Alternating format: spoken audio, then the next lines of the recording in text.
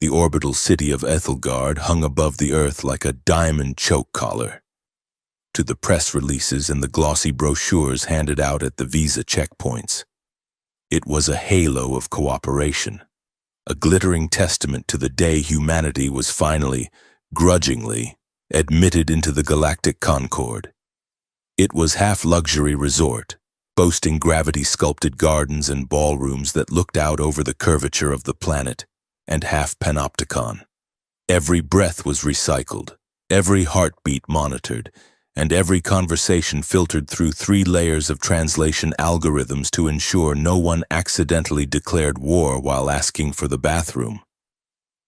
Humanity was the loud new neighbor in a galaxy of ancient, silent introverts, and Ethelgard was where the landlord came to inspect the noise. Elias Thorne stood by the grand observation blister of Sector 4, adjusting the cuffs of his dress uniform. The fabric was synthetic, stiff, and uncomfortable, much like his existence on the station. He was a protocol officer, a title that sounded dignified but mostly meant he was a glorified shock absorber for interspecies friction. Before the Concorde arrived, he had been a systems engineer, dealing with logic gates and clean code. Now, he engineered social interactions, trying to parse the chaotic, nonsensical variables of biological diplomacy. He was 34 years old. Though his eyes looked 50, they were gray, sharp, and permanently underlined by shadows that no amount of sonic showers could erase. He checked his wrist comp. The Unity Week Gala was set to begin in 20 minutes. It was the centerpiece of the diplomatic calendar, a night where the terrestrial elite mingled with off-world dignitaries under strict, terrifyingly complex rules of engagement. Officer Thorne, a voice buzzed in his ear. It was the station AI, a construct that sounded suspiciously like a disappointed schoolteacher. Heart rate is elevated. Cortisol levels are 12% above baseline. Do you require a sedative? I require a vacation, Elias muttered, staring down at the blue-white swirl of the Pacific Ocean far below. Or a stiff drink, but I will settle for a night where no one tries to trade a tectonic plate for a hyperdrive coil. Noted, the AI replied. Ambassador Kale is requesting your presence in the antechamber. He is attempting to gift a purebred stallion to the representative of the Hive Mind Collective. Elias closed his eyes and exhaled slowly. The Hive Mind is a collection of sentient fungi. Central. What are they going to do with a horse? Digest it, presumably. Stop him, Elias said, turning on his heel and marching toward the gilded doors of the ballroom. Tell him it is a biohazard violation. Tell him the horse is a spy. Just stop him. This was his life. He spent his days matchmaking ambassadors who despised each other and his nights drafting love poems for VIP apologies to species that did not understand the concept of romance. He was the architect of everyone else's connections. Yet he went home to a studio apartment that smelled of sterile air and loneliness. Relationships were impossible here. The security clearance required to date a protocol officer was higher than the clearance required to launch a nuke. He had tried, once or twice, but the background checks usually scared them off before the second date. He walked through the security archway, the sensors washing over him with a familiar hum. The ballroom was already filling up. It was a cavernous space. The walls composed of smart glass that could darken to block out the harsh solar glare or turn transparent to reveal the star field. Tonight, it was set to a deep, velvety twilight. Human politicians preened in tuxedos and gowns, their smiles bright and brittle. They moved in tight herds, terrified of making a mistake. The alien delegations were more dispersed. There were the Silica Lords, hovering in magnetic containment fields, the Aquarians, encased in mobile hydration suits that looked like walking aquariums, and others, things of chitin and gas and pure light. A drone descended in front of Elias, projecting a holographic list of the evening's prohibitions. "Reminder," the drone chimed. "Unity Week protocols are in effect. No physical contact initiated by Terran personnel. No informal promises of trade or territory. No private gifts. Maintain a respectful distance of 1.5 meters from all Class 4 dignitaries." "I know the rules," Elias said, waving the drone away. "I wrote half of them." He circulated through the room, his smile fixed and professional. He diffused an argument between a French general and a methane breather over the proper way to hold a wine glass. He gently steered a drunken senator away from a carnivorous plant being that was beginning to look hungry. He was working the room, a mechanic tuning an engine that was running red hot, when the air pressure in the room seemed to drop. The chatter died. The music, a soft ambient hum generated by crystals, faltered. The main doors, massive slabs of blast-proof transparency, slid open with a hiss that sounded like a warning. The nocturnes had arrived. There were 3 of them. Sisters. They moved not like people walking, but like ink spreading through water. The nocturnes were an ancient species, humanoid but distinctly terrifyingly other. They were tall, their limbs elongated and graceful, their skin the color of moonlight on snow. They wore gowns that seemed to be woven from shadows and nebulae, fabrics that shifted and swirled with their own internal gravity. Elias felt the familiar prickle of instinctual fear at the base of his skull. Humans called them vampires, a clumsy label slapped on a biology they barely understood. They did not drink blood for sustenance like the monsters of folklore. It was more complex, more scientific, and infinitely more intimate.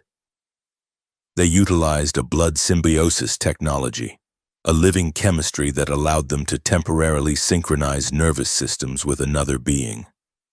They could taste emotions, amplify sensations, and seal binding legal agreements through the exchange of biomatter. They were predators of the heart, not the vein. The sister at the lead was the oldest, Valara. She was a monolith of cold authority. Her hair was a sleek cascade of white, and her eyes were polished obsidian, reflecting everything but revealing nothing. She scanned the room as if she were a judge deciding which of the attendees deserved to be sentenced. Behind her, to the left, was the youngest, Lyra.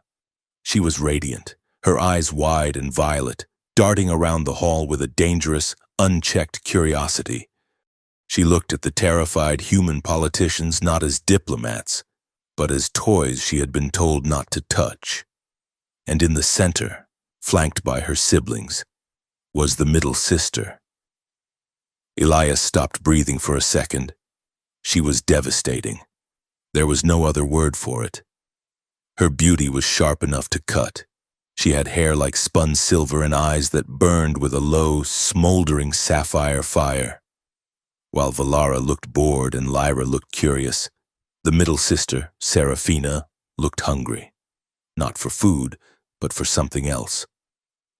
She studied the people in the room the way an astronomer studies the collapse of a star, searching for the beautiful, violent truth at the center. They were listed on the manifest as cultural observers, which Elias knew was polite diplomatic code for spies with a royal title. The crowd parted for them, a wide berth. The 1.5-meter rule was suddenly extended to 3 meters out of pure biological caution. Elias adjusted his collar again, his throat dry. He had to ensure they were comfortable. It was his job. He took a step forward but was intercepted by Senator Albright. Albright was a heavy man with a flushed face and a desperate need to be relevant. He clamped a hand on Elias's shoulder, ignoring the protocol officer's flinch. "Thorn!" Albright hissed, his breath smelling of synthetic scotch. "You speak their language, don't you? The high dialect? I need an introduction." If I can get a trade concession for the lunar helium mines, I am a lock for re-election. Senator, Elias said, his voice low and tight, the Nocturnes are not here for trade. They are here to observe. And touching a protocol officer is a violation of sanitation codes. Albright laughed, a booming, wet sound that drew stares. Always the joker. Thorne, you are too uptight. That is your problem. You need to relax. Find a nice girl. Or a nice alien. Hell, I am not judging. He leaned in closer, his weight heavy. Seriously, son. You are a young man in a city of millions. Why are you always standing in the corner? You need a partner. It is a political asset to appear stable. Elias looked at the senator, then at the room full of people who saw him as furniture. He looked at the Nocturnes, who had stopped moving and were standing in the center of the room, a triad of silence amidst the noise. The exhaustion hit him then. The bone-deep weariness of 100 nights like this. Smiling at people he despised, translating lies into poetry. He tried to lighten the mood. He tried to use humor as a shield, the way he always did. Senator, Elias said, and his voice was louder than he intended, carrying over the sudden lull in the conversation. I am not looking for a partner. I am so single it is practically a medical condition. I am fairly certain my apartment AI has started pitying me. He laughed, a short, dry sound. It was meant to be self-deprecating, a deflection. It landed in the room like a grenade. The silence that followed was absolute. The senator blinked, confused by the sudden honesty. Then, movement. Serafina, the middle sister, turned, her sapphire eyes locked onto Elias across the expanse of the polished floor. The distance between them seemed to collapse. She did not glide this time, she stalked. It was a fluid, predatory motion that brought her face to face with him in 3 heartbeats. She stood close, much closer than the regulations allowed. Elias could smell her, a scent like ozone and crushed jasmine, cold and intoxicating. She looked down at him, her lips curving into a smile that promised absolute chaos. It was a smile of playful cruelty hiding a bruised tenderness he could not quite name. She spoke, and her voice was a cello bow drawn across raw nerves. Loud enough for every microphone, every drone, and every diplomat to hear. You joked about being single, she said, the words precise and amused. And now 3 vampire sisters have claimed you on the spot. Elias blinked. What? The drone hovering above them swiveled its camera, the red recording light pulsing frantically. The quote was already being transcribed, tagged, and uploaded to the internal feeds. I joked about being single and 3 vampire sisters claimed me on the spot. Before he could process the absurdity of the sentence, the sisters moved.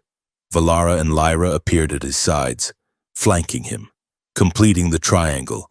They moved in perfect synchronization, a choreography practiced over centuries. Serafina raised her left hand. She pressed her wrist, where the pulse beat strongest, against the hollow of Elias's throat. Her skin was shockingly cool. Valara placed her palm over his mouth, catching his breath. Lyra placed her hand over his heart. They locked gazes with him, 6 alien eyes boring into his 2 human ones. We witness the void, Valara intoned, her voice like a verdict. We fill the silence, Lyra whispered, a mischievous spark in the ritual words. We claim the vessel, Serafina finished, her thumb tracing the line of his jaw. The air around them shimmered, a faint distortion of light caused by the activation of their symbiotic biology. Elias felt a jolt, not of electricity, but of sudden, intense awareness. For a microsecond, he felt a cold vastness, a playful curiosity, and a deep, aching hunger that was not his own. Then they stepped back, the triangle unbroken. Provisionally bonded, Valara announced to the room. The gala exploded, and it was not a literal explosion, not yet, but the social shockwave was devastating. Human officials began to panic, their comms links lighting up with screaming superiors. Alien envoys whispered behind. The Concord legal AIs, housed in the server core of the station, began to churn through petabytes of treaty law, drafting binding interpretations in real time. Elias stood frozen, his hand going to his throat where Serafina's wrist had rested. The cold spot lingered like a brand. "Wait," Elias stammered, his protocol training warring with his survival instinct. "Wait. That was a joke. I was joking. You cannot just claim a government employee." He looked down at his chest, his identity badge, the holographic square that identified him as Elias Thorne. Grade 4 protocol officer. Flickered. The familiar blue light died. It turned a pulsing, violent purple. New text scrolled across it. Status: contested consort asset. Mobility restricted. "Oh, you have got to be kidding me," Elias said, his voice cracking. A hand grabbed his arm. It was not a sister. It was Director Vance, his handler from Earth Intelligence. Vance was a small woman made of wire and paranoia. She dragged him a few steps back, putting her body between him and the nocturnes, though she looked terrified to do it. "Shut up, Thorne," Vance hissed. "Do not say another word." "Do you have any idea what you just did?" "I made a self-deprecating comment," Elias argued. "That is 80% of my personality." "You triggered a right of asset acquisition," Vance said, checking her datapad with trembling fingers. "It is an ancient Concord carve-out for endangered noble lines. They just declared you a vital genetic and emotional resource. If we deny it, we insult the Nocturne Royal House. If we accept it, you become God, Thorne. You become a bridge." She looked at him with calculation, the fear replaced by cold pragmatism. "Or a hostage. If we play this right, you could be a conduit into their politics. We have been trying to get a listening post in their court for 50 years. Elias felt a cold knot form in his stomach. He looked at Vance, seeing the gears turning. He was not a person to her anymore. He was a tool, a key to a lock they wanted to pick. He looked back at the sisters. They were watching the security team swarm the perimeter, unfazed. Serafina was watching him. The romantic tension hit him then, delayed by the shock but hitting harder for the weight. Serafina stepped past Vance as if the intelligence director were a ghost. She leaned in close to Elias. This time, she did not touch him. She hovered in his personal space, an invasion of privacy that felt like a secret. "Why?" Elias whispered, his voice barely audible over the rising din of the room. "Why me? There are princes in this room. There are admirals." Serafina's voice was warm as a bruise, spoken softly so only he could hear. "Because you were the only one in this room screaming for help without making a sound," she said. "I chose you because your loneliness sounded honest, Elias. And in this galaxy, honesty is rare enough to taste." Her eyes searched his, looking for the engineer beneath the protocol officer. "Do not let them own you. You are chosen, not purchased."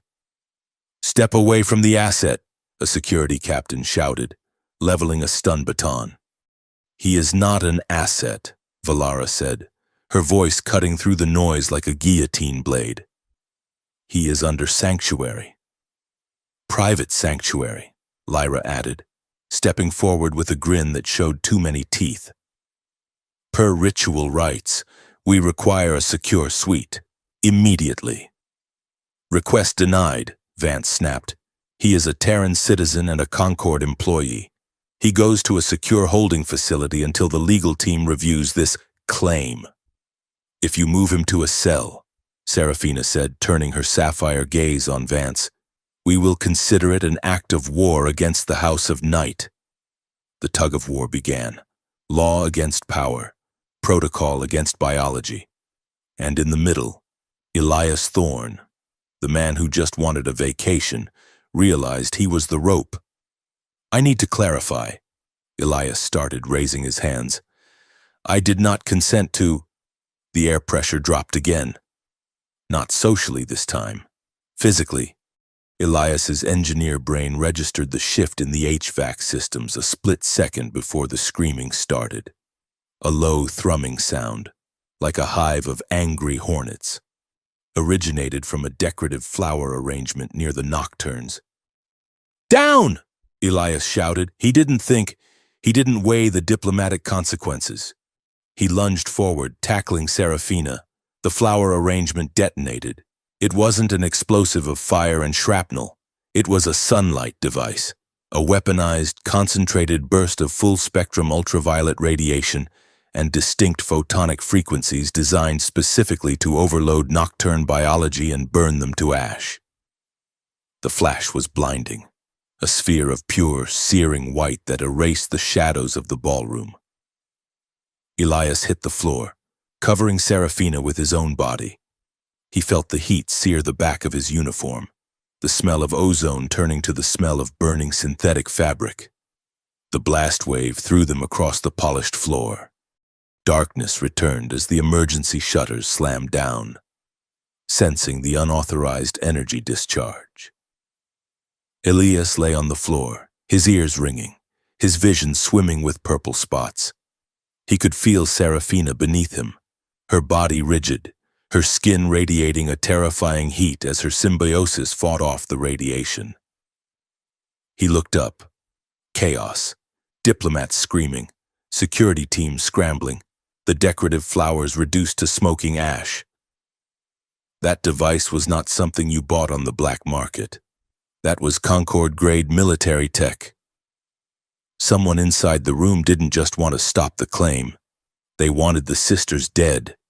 And now, Elias was lying in the blast radius, shielding the target, trapped between a sudden, terrifying love affair and a war he had never asked to join. Serafina shifted beneath him, her hand gripping his scorched jacket. She was alive. You possess terrible survival instincts, she whispered, breathless, her eyes glowing in the sudden dark. I know. Elias groaned, letting his head drop back against the floor. It's a medical condition. The blast shutters slammed down with the finality of a coffin lid, plunging the ballroom into an emergency crimson gloom. The air smelled of burnt ozone, expensive perfume, and the distinct copper tang of vaporized circuitry. Elias Thorne was still on the floor, his ears ringing with a high-pitched whine that drowned out the screaming diplomats. He tried to push himself up, but a hand pressed him back down. It was not a gentle pressure. It was the immovable force of a hydraulic press disguised as a woman's palm. Stay down, a voice hissed. It was Valara, the oldest sister. Elias blinked, his vision clearing. The three sisters had formed a defensive perimeter around him. In the strobing red emergency lights, they no longer looked like aristocrats. They looked like apex predators dropped into a petting zoo. Their gowns, woven from shadow fabric, seemed to be drinking the darkness, billowing around them like smoke in a gale. Valara stood at the apex, her obsidian eyes scanning the upper gantries where the device had detonated. She was perfectly still, a statue carved from ice and violence. Lyra, the youngest, was crouched low to the left, her fingers tracing the floor, her nails extended into translucent, razor-sharp points. She was vibrating with energy, a coiled spring ready to snap. And Serafina. She was crouched over Elias, shielding his body with her own. The heat radiating from her was intense, a fever spike that defied the laws of thermodynamics. Her skin, usually pale as moonlight, was flushed with a strange, luminescent violet map of veins, the biological cost of absorbing the radiation blast meant to kill them. "You are burning," Elias rasped, his throat raw from the smoke. "I am metabolizing," Serafina corrected, her voice tight with pain but steady. She looked down at him, her sapphire eyes burning with a terrifying intensity. "You moved. Why did you move? Humans are fragile. You break when you fall. You burn when you touch fire." "I am an idiot," Elias wheezed, trying to smile. "It is my primary character flaw." "It was a sunlight charge," Valara announced, not looking back. "Concord military grade, Mark IV spectrum variance. That was not a fanatic with a homemade pipe bomb. That was a sanctioned execution." Elias felt a chill that had nothing to do with the air conditioning. He pushed himself up on his elbows, ignoring Serafina's attempt to keep him pinned. He looked at the smoking crater where the flower arrangement had been. He recognized the debris pattern. He had seen it in classified briefings during his engineering days. The casing fragments were a matte, non-reflective gray, stealth composite. "She is right," Elias said, the realization settling in his stomach like lead. "That is Section 9 tech. Internal security. Someone inside the building turned off the sensors to let that thing detonate." "Then we are not safe in the light," Lyra said, standing up and dusting ash from her dress. She looked at the panicked crowd of humans and aliens stampeding toward the exits. "We should take him to the dark, the vents, the lower levels." "No!" a new voice cut in. Director Vance emerged from the smoke, flanked by a squad of armored tactical officers. Her face was a mask of professional fury, but her eyes darted nervously to the sisters. "Get away from him," Vance ordered, leveling a stun pistol at Serafina. "The asset is coming with us." "He is not an asset," Serafina snarled, a sound that was more animal than vocal. She stood up, placing herself between the gun and Elias. "He is bonded." "He is a liability," Vance snapped, "and you three are targets. If you want him to live through the next hour, you will let us take him into protective custody. We have a secure bunker in the core, radiation shielded, assassin-proof." Valara stepped forward. The movement was so fast Elias barely saw it.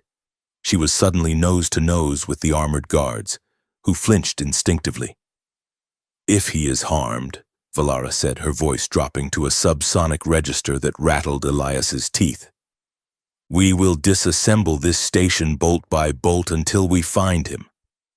"Just go," Elias said, struggling to his feet. He swayed, dizzy, and a guard grabbed his arm to steady him. He looked at Serafina. "Go. If they want to kill you, you are easier targets standing next to me. I will be safe in the bunker. It is standard procedure."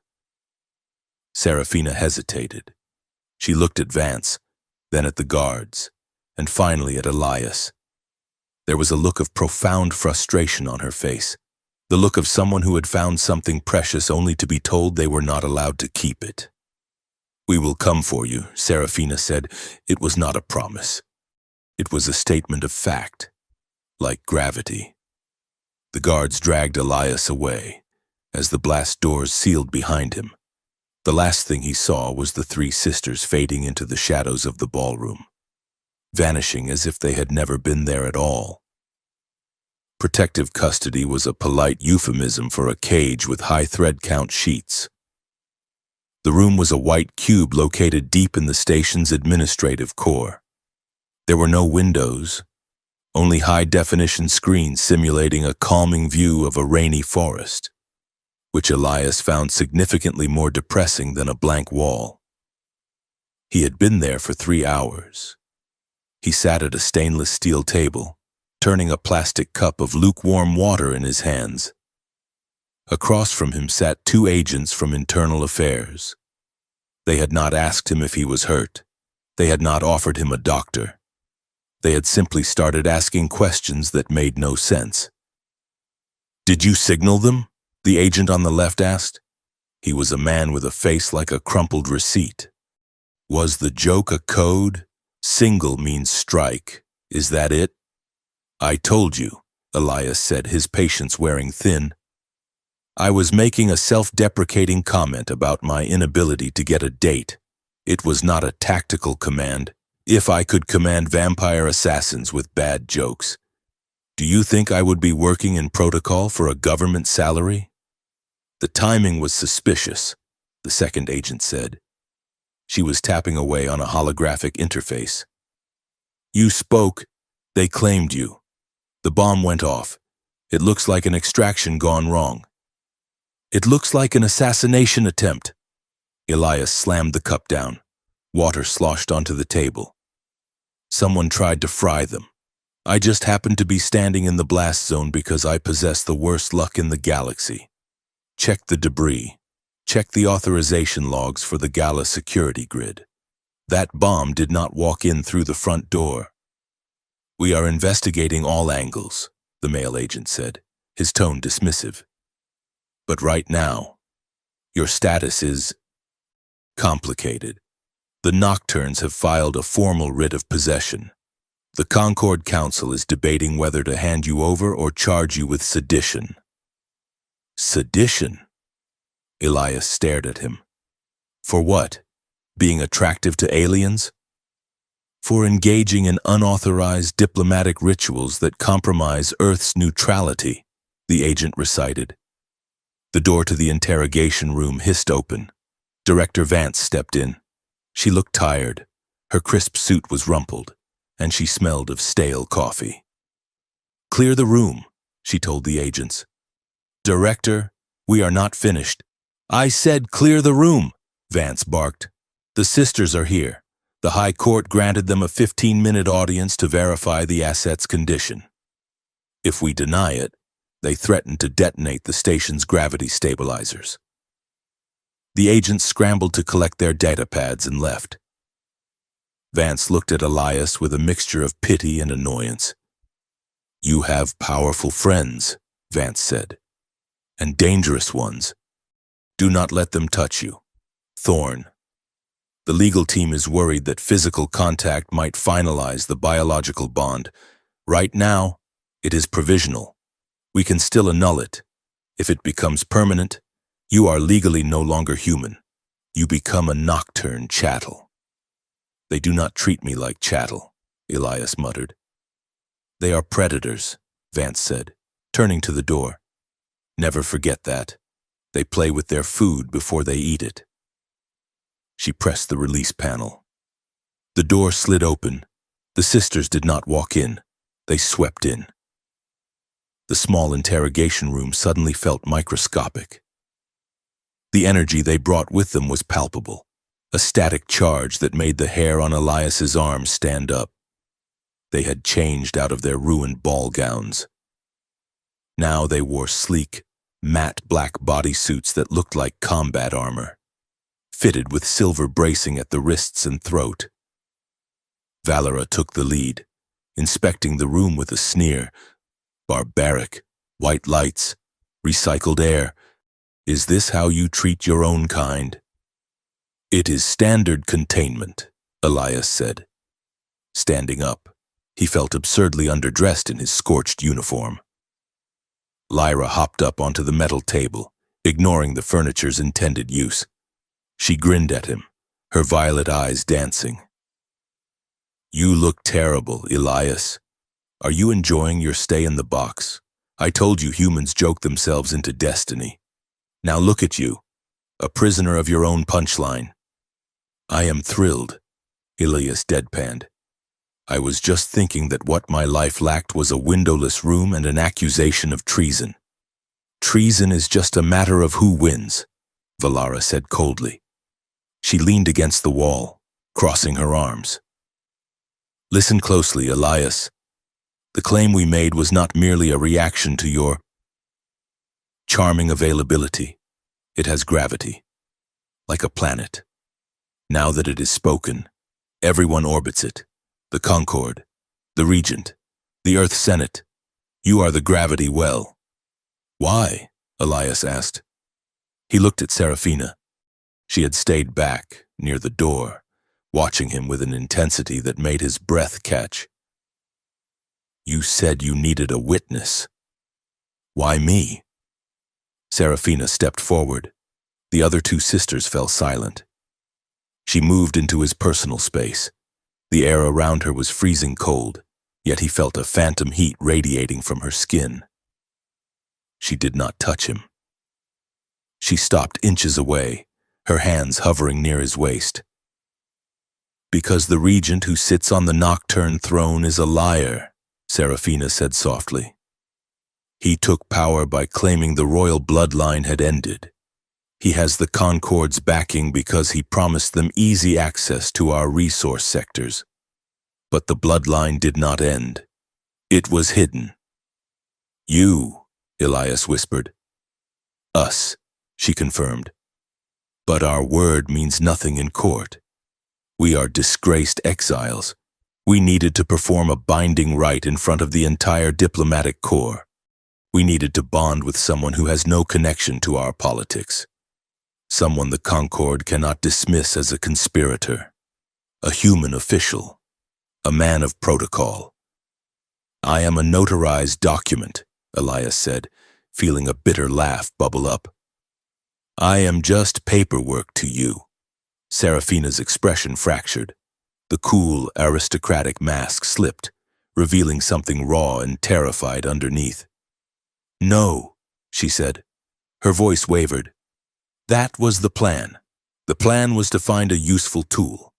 But plans change when the tool speaks. She raised her hand, palm open, hovering over his heart. She did not make contact.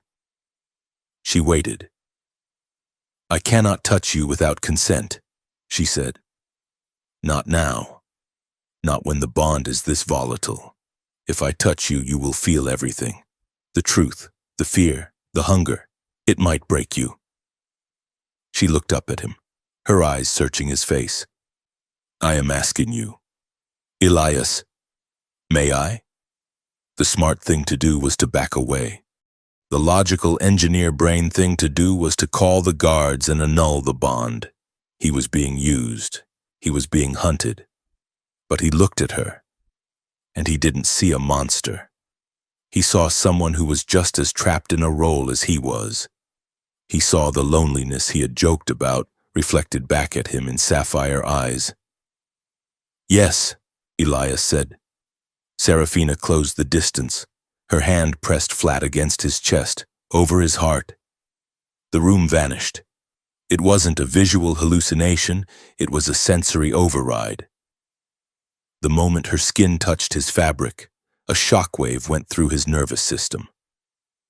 The bond resonance sparked. He felt his own heartbeat, steady and rhythmic. And then, layered over it, he felt three others. Thump, thump. Valara's, slow, heavy, like a war drum. Controlled fury, a protective wall of iron. Thump, thump. Lyra's, fast, erratic, fluttering like a hummingbird. Curiosity, panic masking as excitement. Thump, thump. Serafina's, hers was a melody. It washed over him like a tidal wave. He felt a profound, aching sorrow. He felt the weight of duty crushing her ribs. He felt the terror of the explosion, the fear that he was dead, and beneath it all, a sharp, piercing spike of desire, not for blood, but for connection, for someone to see her and not run away. It was overwhelming. It was intimate. It was terrifying. He gasped, his knees buckling. Serafina caught him. Her other hand gripped his arm to steady him. The physical contact deepened the connection. He could feel her surprise at his emotions. She was tasting his confusion, his cynicism, and the sudden warm flare of attraction he couldn't hide. You are loud, she whispered, her eyes wide. Your heart is so loud. Medical condition, Elias breathed, gripping her forearms. He didn't let go. Time is up, Vance's voice barked over the intercom. Step away from the prisoner immediately. Serafina pulled back, breaking the contact. The rush of alien emotion vanished, leaving Elias feeling hollowed out and cold.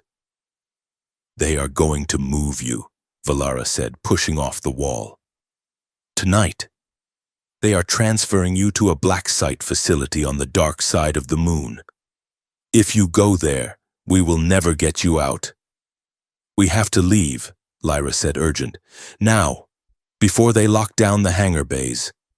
I cannot just walk out, Elias said, his mind racing. He was an engineer.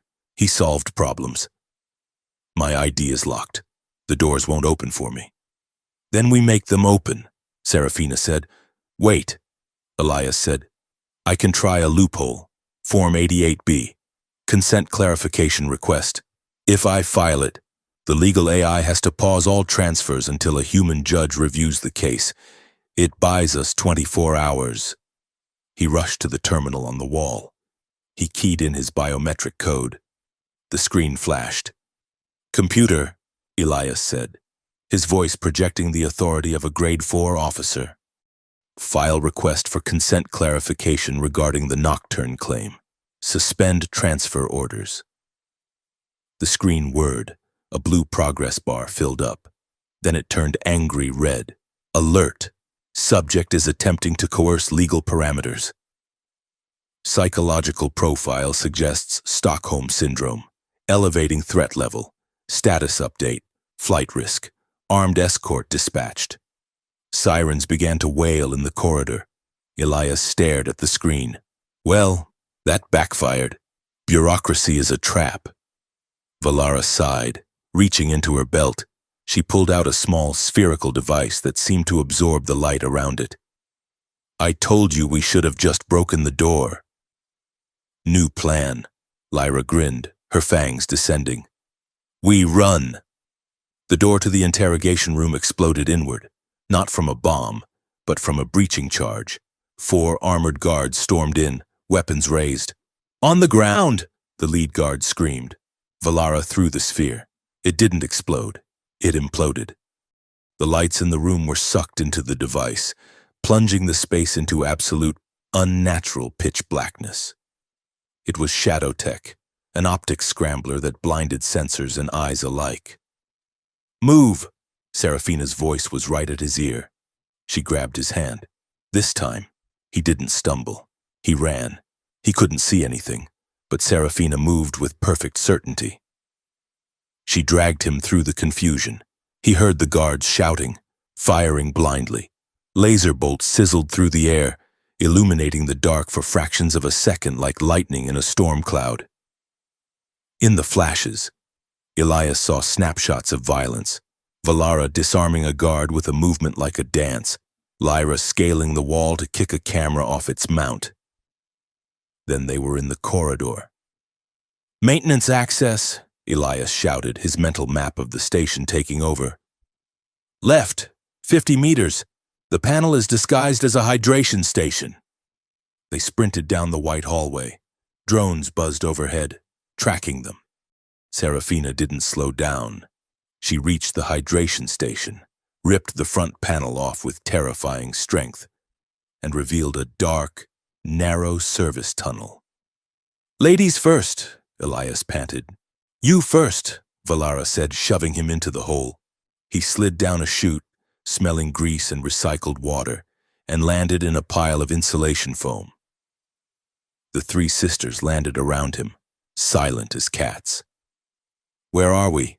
Lyra asked, looking around the gloom. The spine, Elias said, standing up and brushing foam from his uniform. This runs the length of the station. It connects the luxury decks to the less luxury decks. The underside, Serafina said. She looked around the grim industrial tunnel with a look of appreciation. Good. We blend in better where it is dirty. They began to move. The trek through the station's bowels was a blur of steam pipes, flickering halogen bulbs, and narrow gantries overhanging massive gravity generators. Elias was terrified, his heart hammering against his ribs, but he was also laughing, a hysterical, adrenaline-fueled laughter that bubbled up in his chest. "You are enjoying this," Serafina noted, glancing back at him as they ducked under a high-voltage cable. "I am terrified," Elias said. "I am being kidnapped by space vampires and hunted by my own government. This is a nightmare." "Your heart rate suggests excitement," she countered. "That is the cardio," he lied. They emerged from the maintenance spine into the underside. This was the part of Ethelgard they didn't put on the brochures. It was a chaotic sprawl of illegal bazaars, neon shrines to forgotten gods, and gravity wells where the physics were loose and cheap. The sisters moved through the crowd of smugglers, fixers, and exiles like they owned the place. The shadows here were thick and heavy, and the nocturnes wrapped them around themselves like cloaks. Elias, in his scorched dress uniform, stuck out like a sore thumb. But Serafina kept him close, her body blocking the sightlines.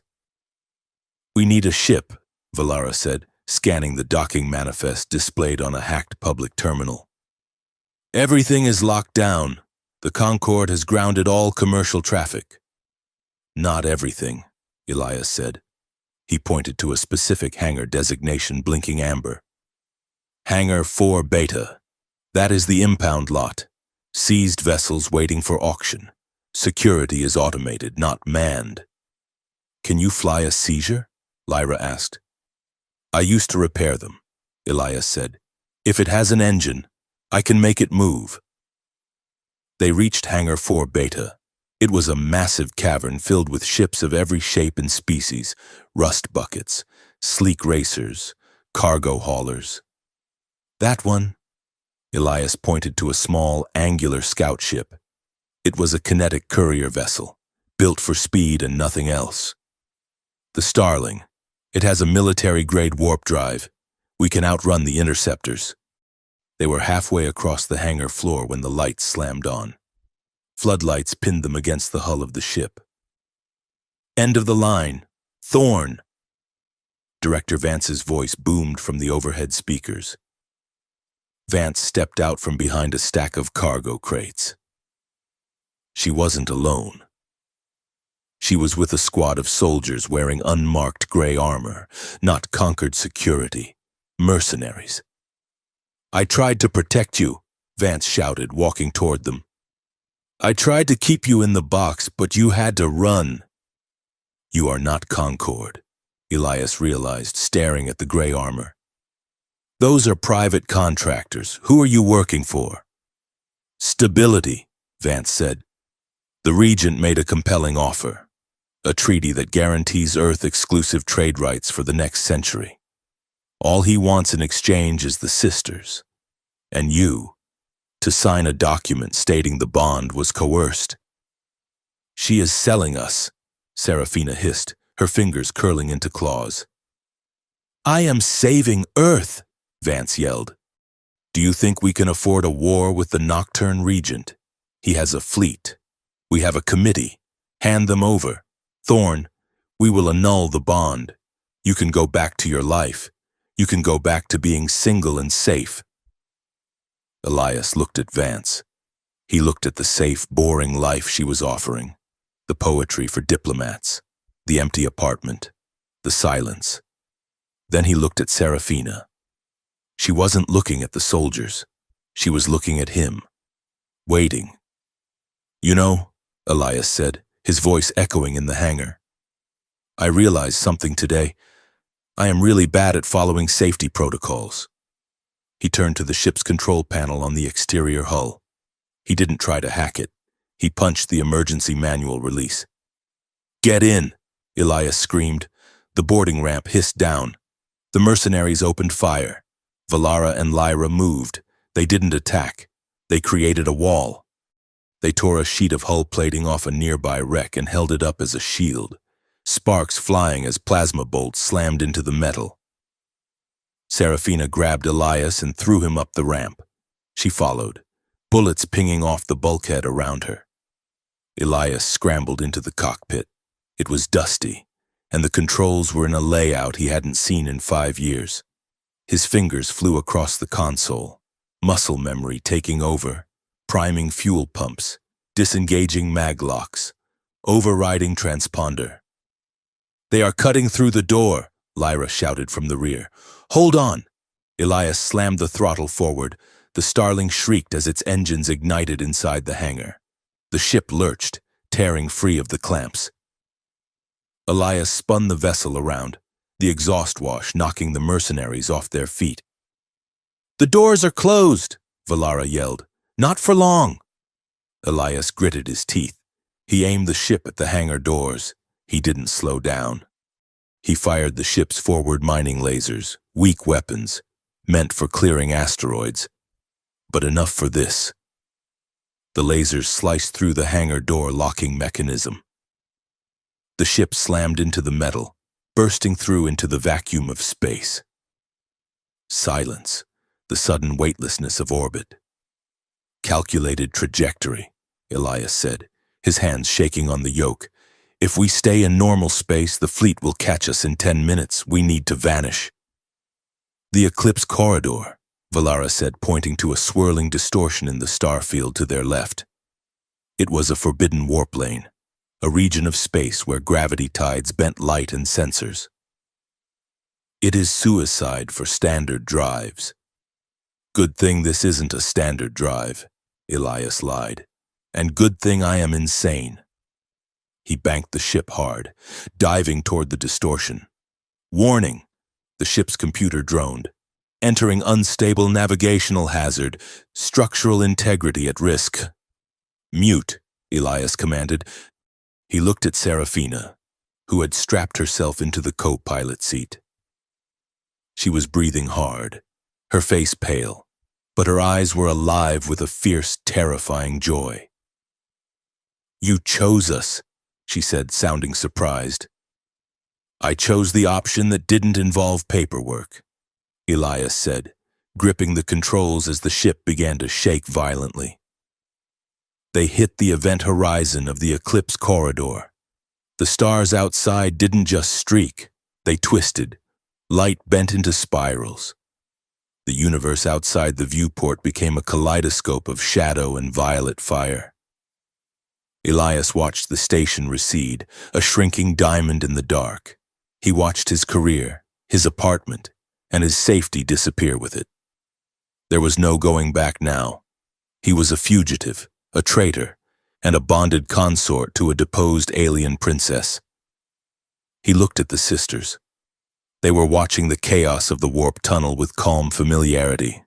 This was their element. And for the first time in his life, Elias Thorne didn't feel lonely. "Hang on," he said, and punched the hyperdrive. The Starling vanished into the dark. The Starling was not built for 4 people. It was built for 2 pilots and a crate of urgent data, with 3 nocturne aristocrats and 1 exhausted human crammed into the living quarters.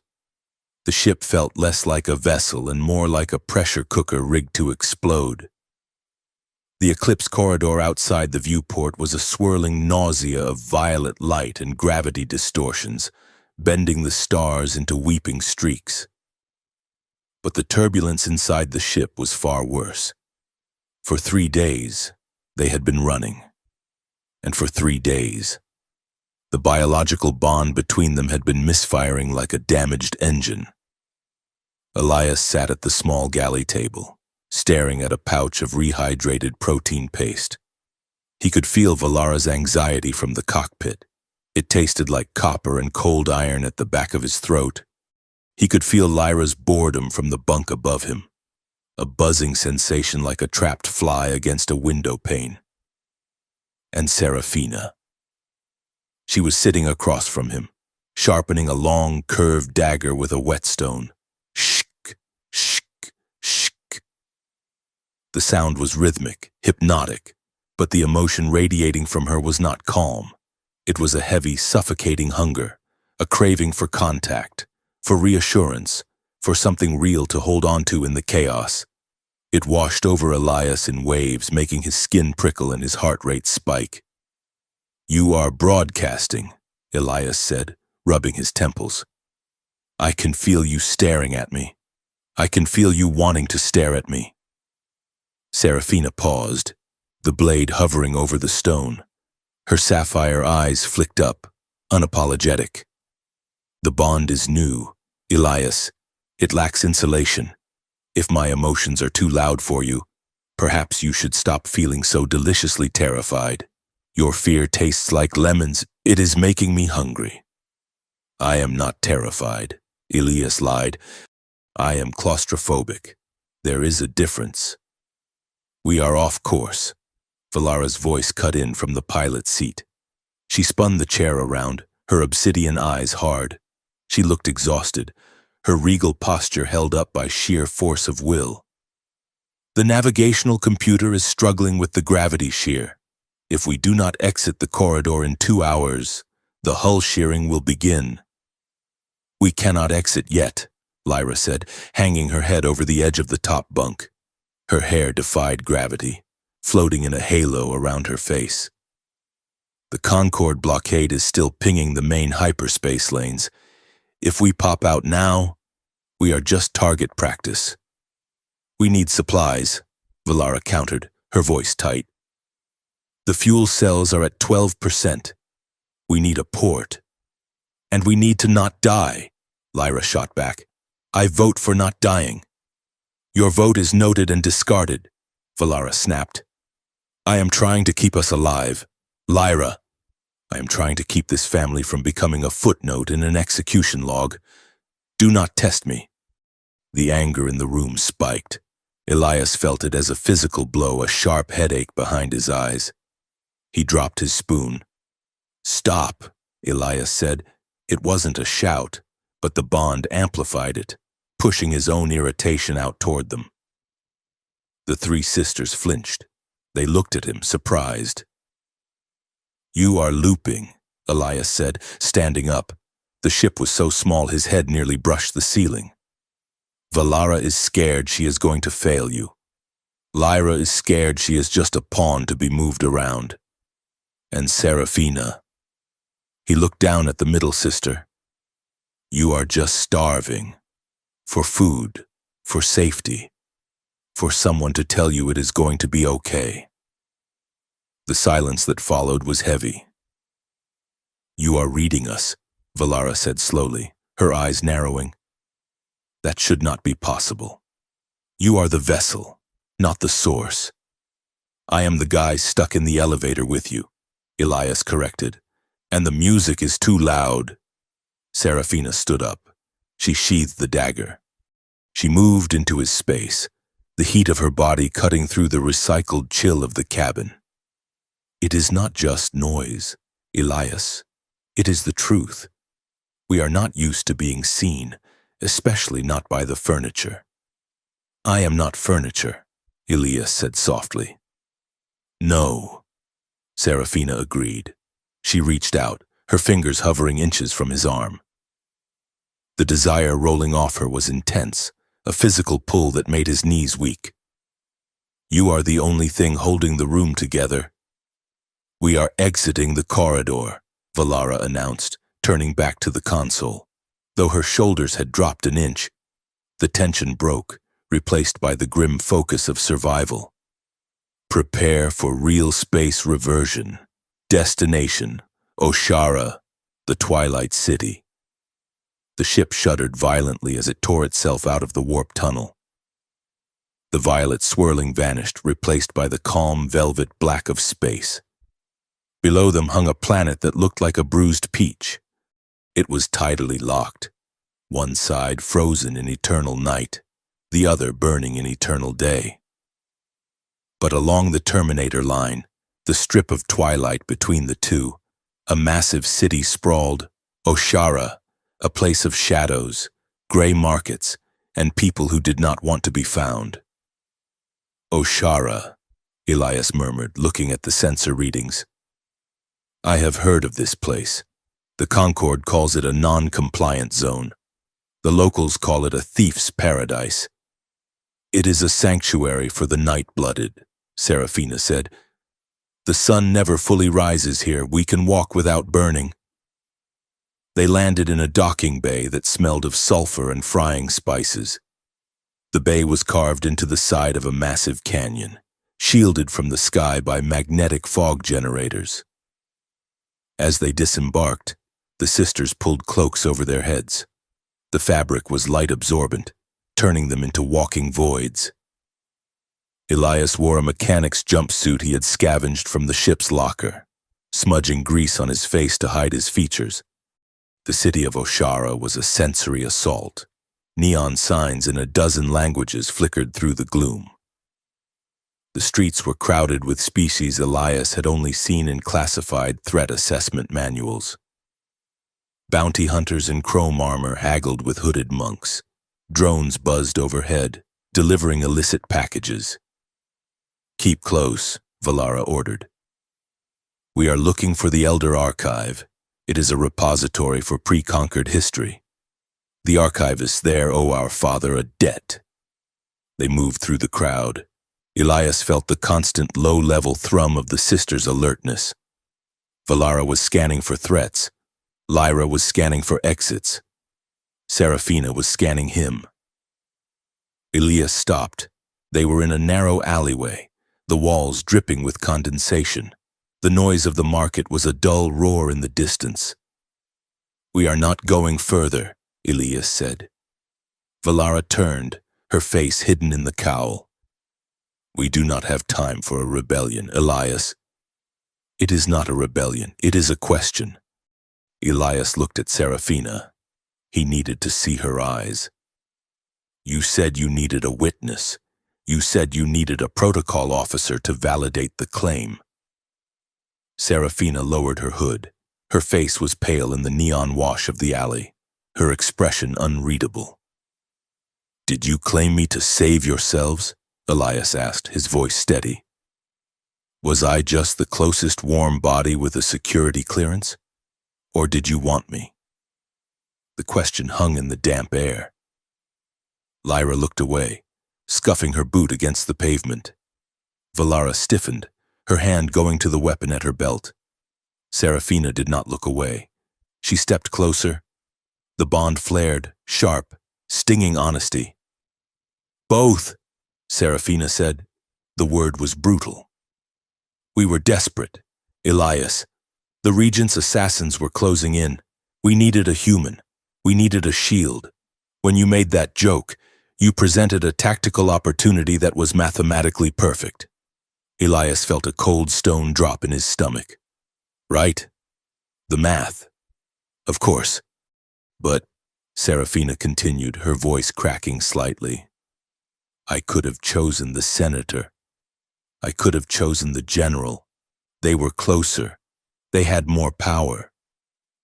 She took another step. She was close enough that he could feel the warmth of her breath. "I hate myself for the part that was strategy," she whispered. "I hate that I looked at you and calculated your utility. But Elias, I chose you because when you spoke, you sounded like the only person in the room who wasn't trying to sell something. I wanted you because you were real." She reached out and took his hand. She didn't ask this time. She just took it. Her skin was cool, her grip desperate. "I am offering you a choice," she said. "Right now. You can walk away. I will sever the provisional bond. It will hurt, but you will be free. You can go to the conquered embassy here and claim you were kidnapped. They will send you home." Elias looked at her hand in his. He felt the truth of her words vibrating through his bones. She was terrified he would leave. She was preparing herself for the loss. He looked at Valara, who was watching him with a mixture of suspicion and grudging respect. He looked at Lyra, who looked like a kid waiting for her parents to stop fighting. Then he looked at the alley, the dirt, the danger, the neon fog. And he thought about his apartment, the silence, the poetry he wrote for people who didn't read it. "If I go back," Elias said, "I go back to being a ghost. I go back to being the guy who holds the door for history but never walks through it." He squeezed Serafina's hand. I am staying, he said, for now.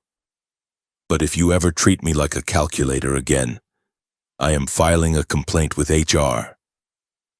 Serafina let out a breath she seemed to have been holding for days. The relief that crashed through the bond was so strong it nearly knocked Elias over. It felt like a tidal pull, a warm ocean washing away the cold strategy. Noted, Serafina smiled. It was a real smile, crooked and brilliant. We are wasting time, Valara grunted, though Elias felt a flicker of approval from her direction. The archive is 3 blocks east, and Elias, try not to get shot. It would be inconvenient paperwork. That is the nicest thing you have ever said to me. Elias deadpanned. The Elder Archive was not a library. It was a fortress. It was a massive structure of black stone, windowless and imposing, sitting in the center of a plaza that seemed to repel the neon light of the city. The entrance was guarded by 2 hulking battle droids, ancient models with rust on their chassis, but plasma cannons on their arms. There is a biometric lock, Lyra whispered, peering around the corner of a building. And a DNA scanner. We are not in the system. If we approach, the droids will vaporize us. Violence is an option, Valara suggested, her hand drifting to her dagger. Violence is loud, Elias said, and those are Mark 7 Sentinels. They have tactical algorithms faster than your reflexes. Let me handle it. You? Valara raised an eyebrow. You are going to protocol them to death? Watch and learn, Elias said, adjusting his grease-stained jumpsuit. He stood up straight, assuming the posture he used when addressing a room full of difficult ambassadors. He marched out of the shadows and walked directly toward the droids. Halt! The left droid boomed, its cannon whirred to life, aiming at Elias's chest. Unauthorized approach. State your business or accept termination. Termination? Elias scoffed, affecting a tone of supreme bureaucratic boredom. Do not be absurd. I am here for the Level 4 audit. You did receive the notification, did you not? The droid paused. Processing. No audit scheduled. Typical. Elias sighed, shaking his head. I told Central Administration that the subspace relays on Oshara were faulty. Look, I am Senior Inspector Thorne, Conquered Infrastructure Division. I am here to inspect the atmospheric regulators in the sub-basement. If you deny me entry, I have to file a Form 10 Alpha obstruction report.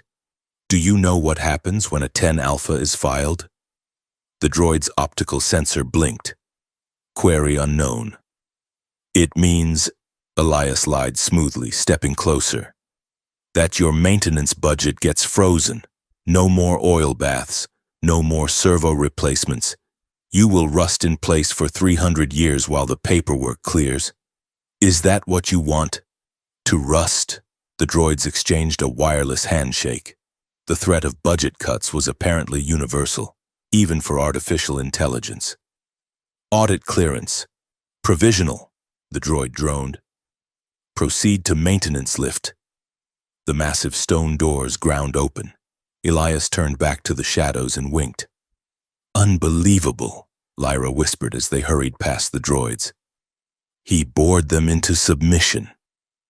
Weaponized politeness, Elias whispered back. It is the deadliest art form. Inside, the archive was a labyrinth of data spires, crystals glowing with blue light stretched up into the darkness, humming with the stored history of 1,000 worlds. The air was cool and smelled of ozone and old paper. The Treaty of Ascension, Valara said, moving toward a central console. The original copy. It should be in the high vault. They moved deeper. The atmosphere in the archive was heavy, oppressive. As they approached the high vault, the air began to shimmer. Wait, Serafina said, stopping abruptly. Do you feel that? Elias felt it, a pressure against his mind, not a headache, but a resistance. like walking through water. It is a psych field, Lyra said, her eyes wide. Living security, it does not scan for passwords. It scans for intent. If our emotions are discordant, if we are hiding things from each other, it will interpret us as intruders and liquidate our nervous systems. Great, Elias muttered. So we have to hold hands and sing Kumbaya. We have to synchronize, Valara said grimly. We have to want the same thing. No secrets, no fear. They stood before the vault door. It was a sheet of pure energy, rippling with colors that shifted with their thoughts. Focus, Serafina said. She took Elias's hand. Valara took his other hand. Lyra placed her hands on their shoulders. The bond flared. It was chaotic at first. Valara's duty clashed with Lyra's fear. Serafina's desire clashed with Elias's doubt. The energy door hissed, turning an angry red. The pressure in the room spiked. It is not working, Valara gritted out. Focus on the mission. I can't, Lyra cried. I am scared. Elias felt their fear spiraling. He felt the security field pressing down, ready to strike. He looked at Serafina. She was trembling, her eyes squeezed shut. They are going to die because of me, Elias thought, and then, unexpectedly, Lyra's hand squeezed his shoulder, a gentle human touch. Elias, Lyra's voice was in his head, projected through the bond. Do not be the shield. Be the anchor. Elias took a breath. He stopped trying to block the emotions. He let them in. He let himself feel Valara's terror of losing her sisters. He let himself feel Serafina's loneliness. He let himself feel Lyra's hope. And he poured his own truth into the mix. Not the fear, but the stubbornness. The refusal to be a victim. The sudden, fierce protective instinct he had developed for these three terrifying women. I am not leaving, he projected. We are doing this together. The chaotic noise of the bond suddenly snapped into a single, clear note, a harmony. The angry red of the energy door shifted to a calm, welcoming blue. The field vanished. They stumbled forward, gasping for air. The vault door dissolved. That, Elias wheezed, was worse than the gala. You stabilized us, Valara said, looking at him with wide eyes. You acted as the harmonic center. How? I have 3 sisters back on Earth, Elias lied. I am used to mediating arguments. Liar, Serafina smiled, brushing a lock of hair from his forehead. You just care about us. It is disgusting. Inside the vault, a single data crystal pulsed on a pedestal. Lyra plugged her data pad into the interface. Her fingers flew across the holographic keys. Got it, she said. Treaty of Ascension, Section 4, Paragraph 12, the Succession Clause. She pulled up the data. A projection filled the air. It showed the legal text, signed and sealed by the Concord founders. Look, Lyra pointed.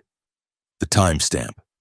This clause, the one that allows a regent to take power if the royal line is spiritually compromised, was added 3 days after the signing ceremony. It is a forgery, Valara hissed, a post facto amendment. And look who authorized the edit, Elias said, pointing to a digital signature at the bottom. It wasn't a person, it was an AI, the High Court adjudicator. The adjudicator is supposed to be impartial, Serafina said. Not if it was trained on bad data, Elias said, his eyes scanning the code. Someone fed the AI falsified rituals. They taught it that your family's blood bond tradition was a form of mental instability. The AI declared the royal line unfit based on a lie it was programmed to believe. So the regent didn't just steal the throne, Lyra said. He hacked the law. And you know what the best part is? Elias started laughing. It was a dry, incredulous sound. He pointed to another file that Lyra had accidentally opened. It was a live feed of the Concord legal network. There, scrolling across the news ticker, was his face. Breaking news. Human protocol officer invokes right of the true consort. Legal analysts. Debate. Does the single joke constitute a verbal binding contract superseding region authority? My dumb mouth, Elias groaned, putting his face in his hands. My dumb mouth is a coup now? It seems so, Valara said, reading the text. By publicly claiming you and you accepting it, we accidentally triggered an obscure precedent. A true consort chosen by the sisters creates a new legal entity, one that technically outranks a regent. I am a walking constitutional crisis, Elias said. You are a target, Serafina said sharply. She pointed to a secondary window on the screen. It was a bounty listing. Wanted, Elias Thorne. Status, human consort key. Reward, 50 million credits. Alive. 50 million? Elias blinked. I am flattered, terrified but flattered. We have the proof, Valara said, grabbing the data crystal. We need to get this to the broadcast tower. If we upload this to the public net, the regent loses his legal standing. Let's go, Lyra said, unplugging her pad. They turned to leave. The vault entrance was blocked. Standing there was the archivist, a hunchbacked figure in heavy robes. He was holding a disruptor pistol. Behind him stood a squad of Concord peacekeepers. I am sorry, the archivist croaked, but the regent pays better than gratitude. Kaelin, Valara said, her voice ice. You traitor. History belongs to the winners, princess, the archivist said. He gestured to the peacekeepers. Take them. Chaos erupted. Valara threw a smoke pellet, but the peacekeepers were ready. They fired sonic stunners, waves of concussive force that slammed into the group like physical hammers. Elias hit the ground hard. His vision swam. He saw Serafina moving, a blur of shadow, taking down 2 guards before a sonic blast caught her in the chest. She fell, gasping. No! Elias shouted, trying to crawl toward her. A heavy boot slammed into his back, pinning him to the floor. Secure the asset, a commander shouted. Separate them. If they touch, they synchronize. Elias watched helplessly as guards dragged the sisters away. They were fighting, screaming, but the sonic weapons were too much. Serafina looked back at him, her face bloody, her eyes wide with panic. Elias, she screamed. Then a bag was thrown over his head. He felt the prick of a needle in his neck. The world dissolved into gray static. When Elias woke up, there were no shadows. There was only light. He was sitting in a chair in the center of a room that was entirely white. White floor, white walls, white ceiling. The light was intense, humming with the frequency of artificial sunlight. It was designed to be sterile. It was designed to terrify things that lived in the dark. He was alone. The bond, that constant, chaotic, overwhelming presence in his mind, was gone. It had been severed by distance or drugs. The silence in his head was deafening. It felt like an amputation. A door slid open. A man walked in. He wore the pristine, gold-trimmed uniform of the Regent's High Command. He smiled, and it was the smile of a man who had already won. Mr. Thorne, the man said smoothly. Welcome to Station Zenith. I apologize for the brightness. We find that clarity helps with negotiations. Elias tried to move, but his wrists were bound to the chair with energy cuffs. He looked at the man, then at the blinding lights. You can turn on all the lamps you want, Elias rasped, his voice rough. You are still going to lose. Oh, the man laughed. And why is that? Because, Elias said, closing his eyes and remembering the feeling of the bond, the feeling of being an anchor in the storm. I am not single anymore. Station Zenith was a monument to the terrifying sterility of bureaucracy. It was a space station shaped like a gavel, orbiting a dead moon, its interior a blinding, relentless white. The corridors were polished to a mirror sheen, reflecting the cold LED strips that ran along the ceilings. The air was scrubbed of all scent, tasting only of recycled oxygen and ozone. It was a place where silence was enforced by law, and where violence was committed with a smile and a stamped form.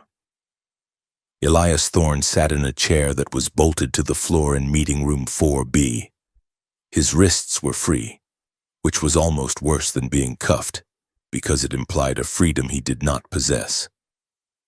Across the table sat Administrator Halloway, a Concord official with a face like a perfectly made bed, smooth, bland, and entirely artificial. "It is a standard agreement, Mr. Thorne," Halloway said, sliding a data pad across the white table. "We call it a bond stabilization agreement. It is for your protection, and theirs." Elias looked at the document. It was 300 pages of dense legal text. He didn't need to read the fine print to know it was a trap. He was a protocol officer. He spoke the language of traps fluently. "Stabilization," Elias repeated, his voice raspy. He hadn't slept in 20 hours. "That is an interesting word. Usually when you stabilize a patient, you do not put them in a coma." "The nocturne bond is volatile," Halloway said, his tone dripping with patronizing concern. "You triggered a primal biological imperative.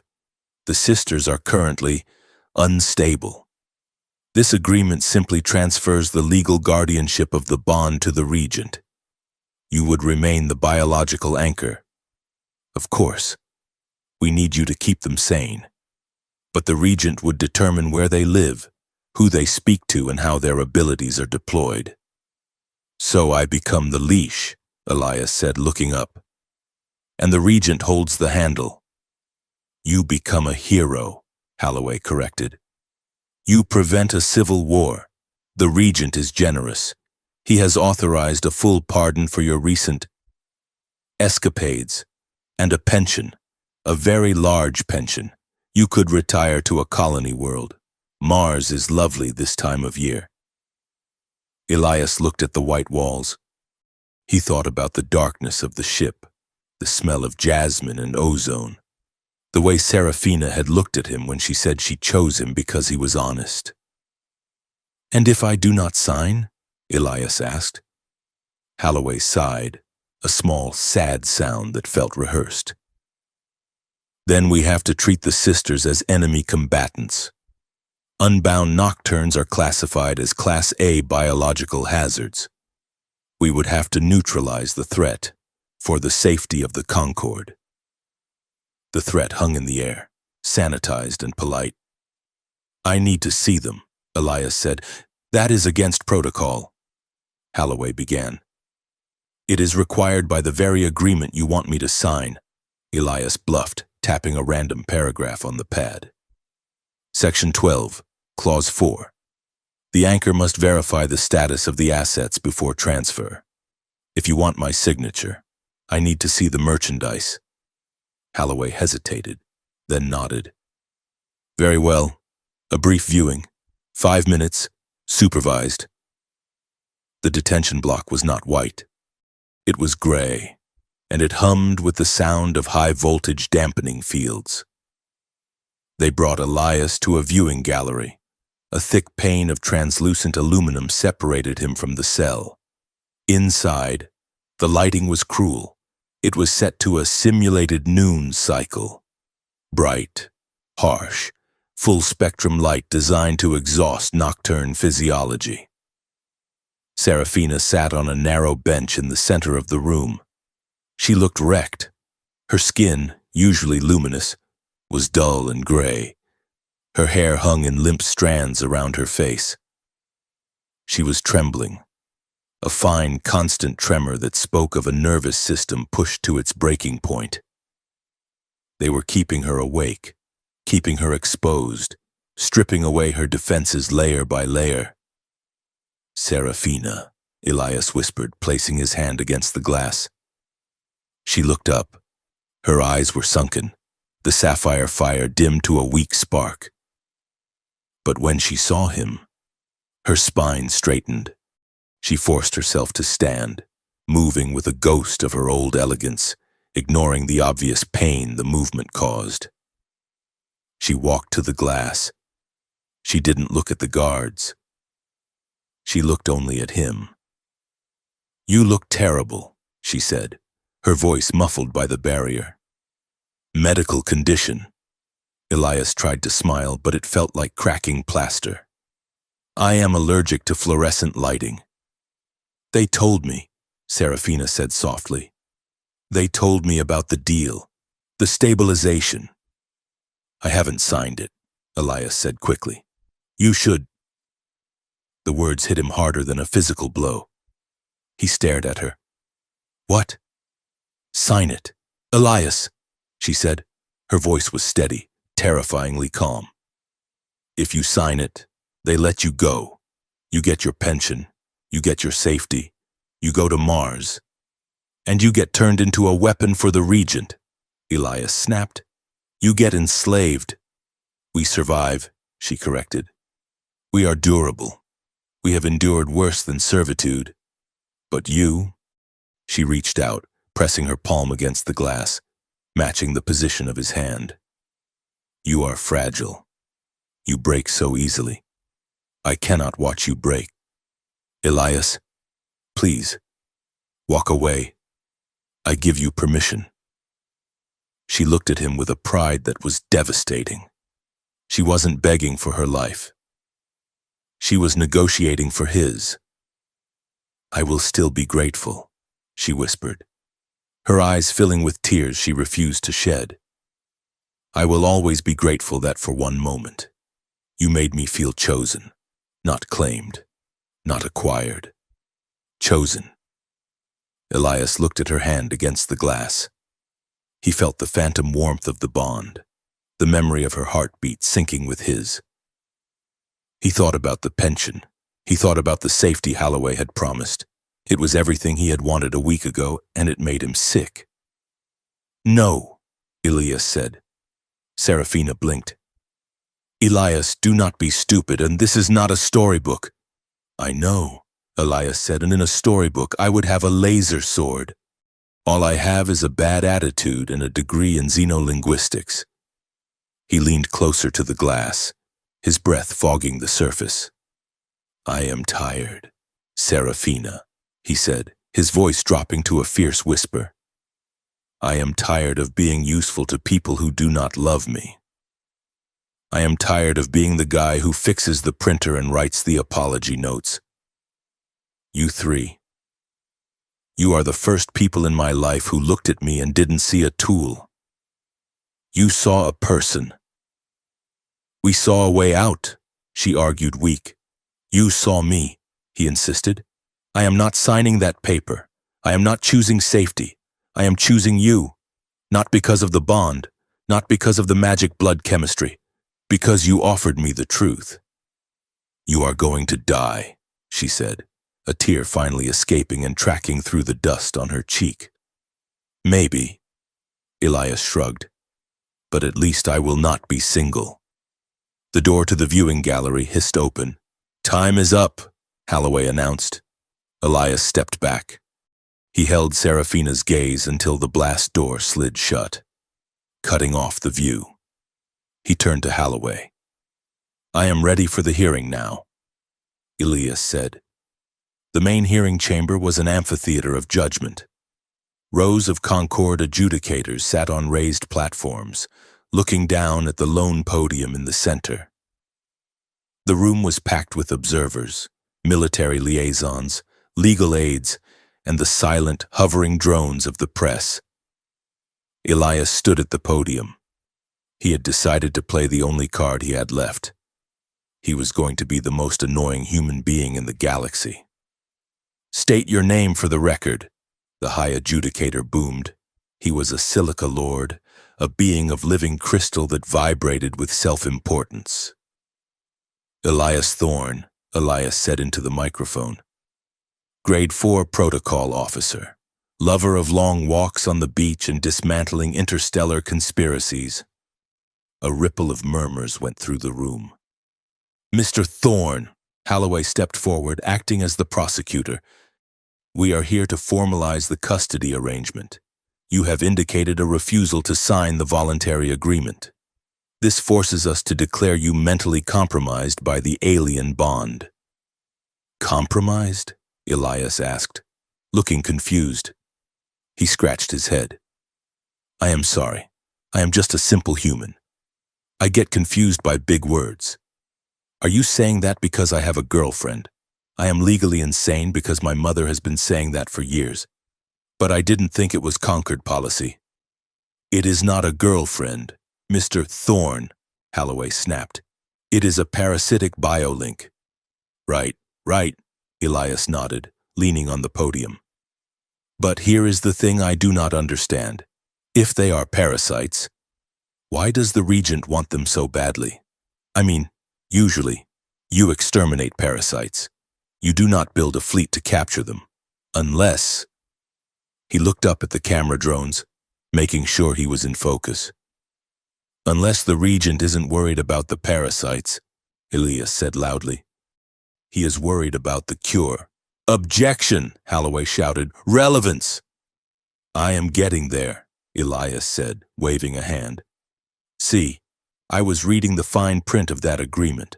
Clause 88. It says the Regent gets exclusive genetic access to the sisters. Now, why would a government need genetic access to a species that can control minds? He turned to the High Adjudicator. Your Honor, is it true that the Concord Council has been pushing for a Centralized Defense Act, a bill that would give the military absolute authority over all member worlds in case of a biological crisis? The Silica Lord pulsed a warning red. That legislation is classified. Oops, Elias said. My bad. But hypothetically, if someone wanted to pass that bill, they would need a crisis, right? A scary, mind-controlling alien threat. And if they controlled the Nocturnes, they could manufacture that threat on demand, scaring worlds into compliance. Silence the prisoner, Holloway roared. I am not a prisoner, Elias shouted, dropping the act. I am a whistleblower. The sunlight device at the gala wasn't an assassination. It was a stress test. You wanted to see if the bond could survive combat conditions. Mute his microphone, the sound cut out. But the room was buzzing. The press drones were recording everything. Elias grinned. He had baited them. He had forced them to panic. And while they panicked, he looked at the court AI interface embedded in the podium. Elias was a systems engineer before he was a diplomat. He knew code.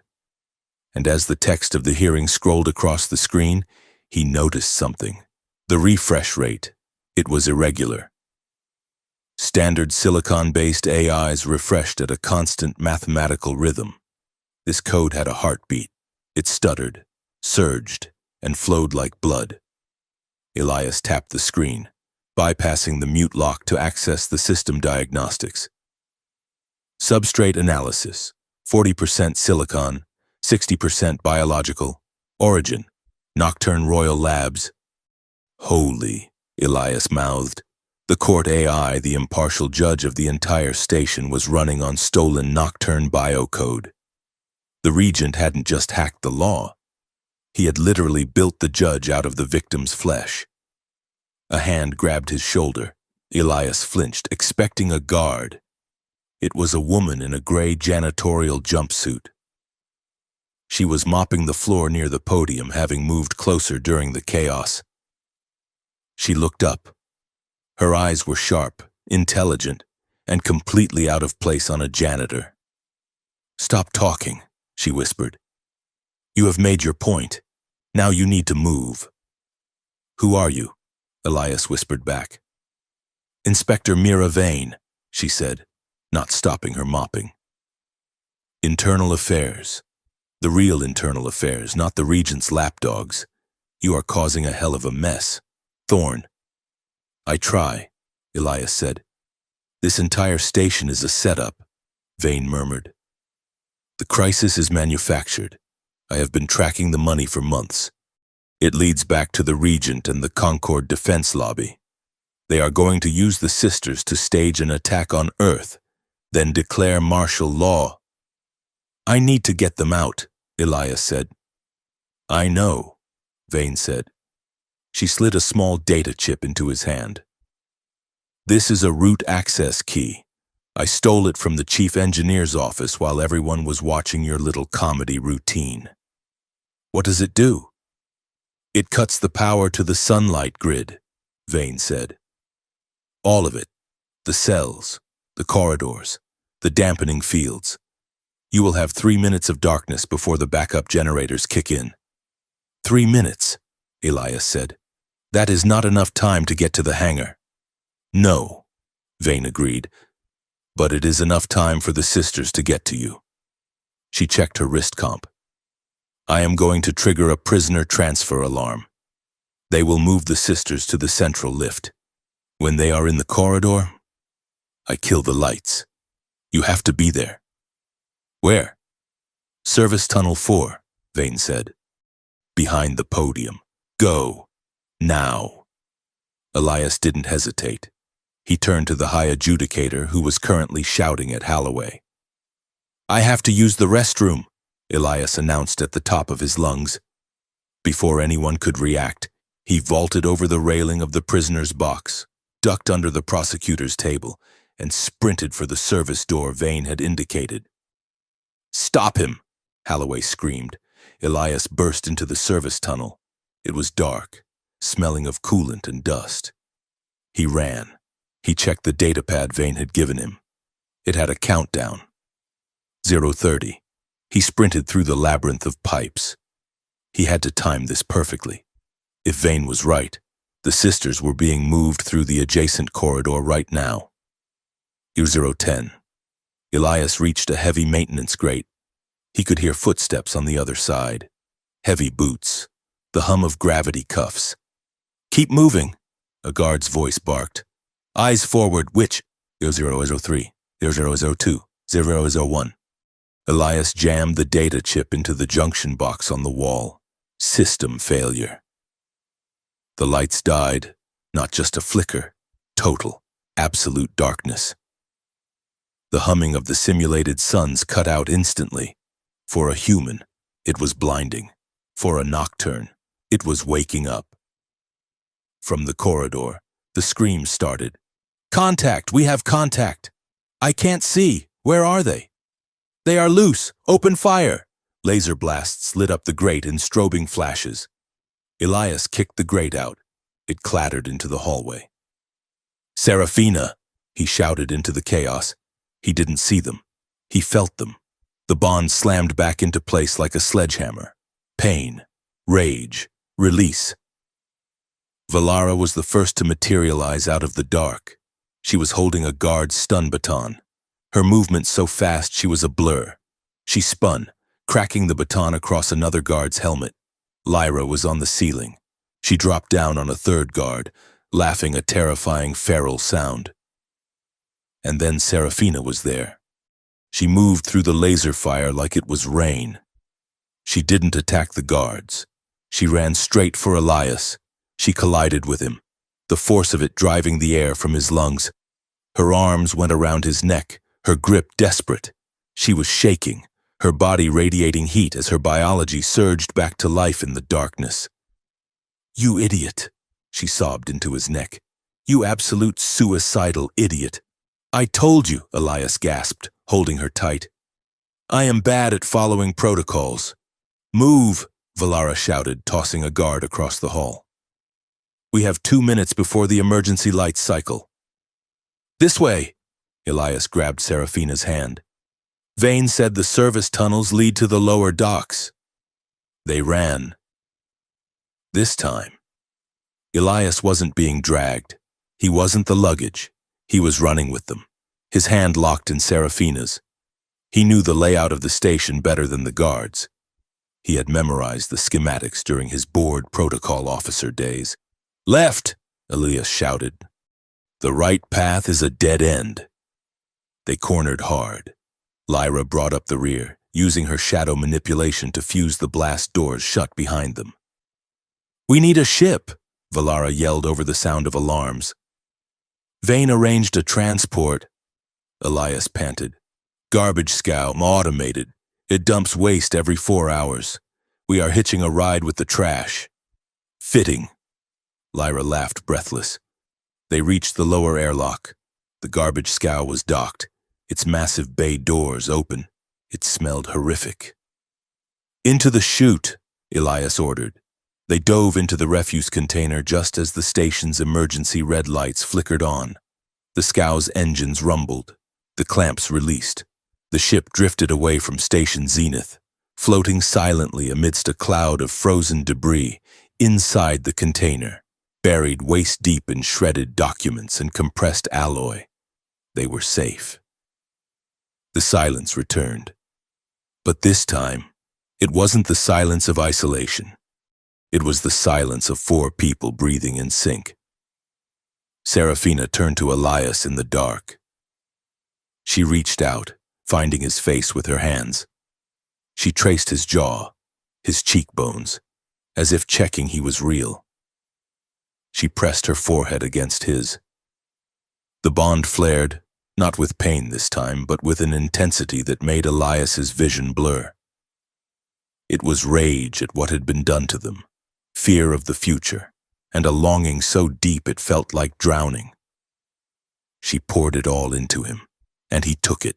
He didn't flinch. He didn't pull away. He projected back his own stubborn, quiet certainty. "I am here," he thought. "I am not going anywhere." "You refused the deal," Serafina whispered, her voice trembling. "You chose war over peace." "I chose us," Elias whispered back. "There is no us without war now," Valara said from the darkness. Her voice was grim. She held up a datapad she had swiped from a guard. It was playing a live broadcast. The regent's face filled the screen. He was standing on the balcony of the Nocturne Royal Palace, flanked by Concord generals. "Citizens of the Concord," the regent spoke, his voice smooth and deadly. "It is with a heavy heart that I declare the royal sisters, Valara, Serafina, and Lyra, to be traitors to the state. They have seduced and corrupted a human official, Elias Thorne, stealing him as a biological asset." Elias watched his own face appear on the screen, labeled stolen property. "This act of aggression proves that the unbound Nocturne bloodline is a threat to galactic stability." The regent continued. "Therefore, I am invoking the Emergency Defense Act. We are mobilizing the fleet."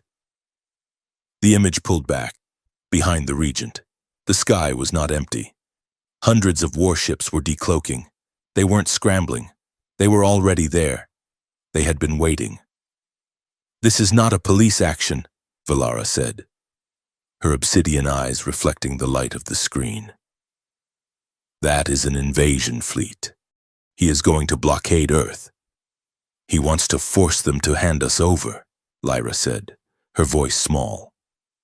"War," Serafina said, pulling back from Elias to look at the screen. "He scheduled a war." Elias looked at the fleet. He looked at the woman he had just thrown his life away for. "Well," Elias said, wiping a piece of shredded paper from his shoulder, "if he wants a war, we should probably give him a really bad one." The garbage scow had been left drifting in the dead space between systems, a decoy for the sensors of the Concord fleet. They were now crammed into a retrofitted mining shuttle, a vessel that shook violently as it pierced the perimeter of the Nocturne homeworld's outer veil. This region of space was known as the Shroud. It was not merely a nebula, it was a scar on the fabric of physics. Here, light did not travel in straight lines. It pooled and eddied like oil on water. The stars outside the viewport were not pinpoints of light, but smeared streaks of gray and violet, looking like ghosts trying to claw their way into the cabin. Time felt heavy, misfiled, as if every second took 2 seconds to pass. Elias Thorne gripped the crash webbing of the co-pilot seat. His knuckles were white. He watched a phantom image of their own ship drift past the window, a temporal echo caused by the light lag. "Do not look at the ghosts," Valara commanded from the pilot's chair. Her hands flew across the controls, guiding them through gravity shears that would have torn a Concorde cruiser in half. "They are just reflections. If you focus on them, you lose the true path." "I am trying," Elias said, swallowing bile. "But the reflection is screaming." "It is just the hull stress," Lyra said from the rear jump seat. She was cleaning a plasma pistol she had looted from the station breakout. Her tone was light, but her knee was bouncing with nervous energy. "Or maybe it is a scream. The shroud remembers things.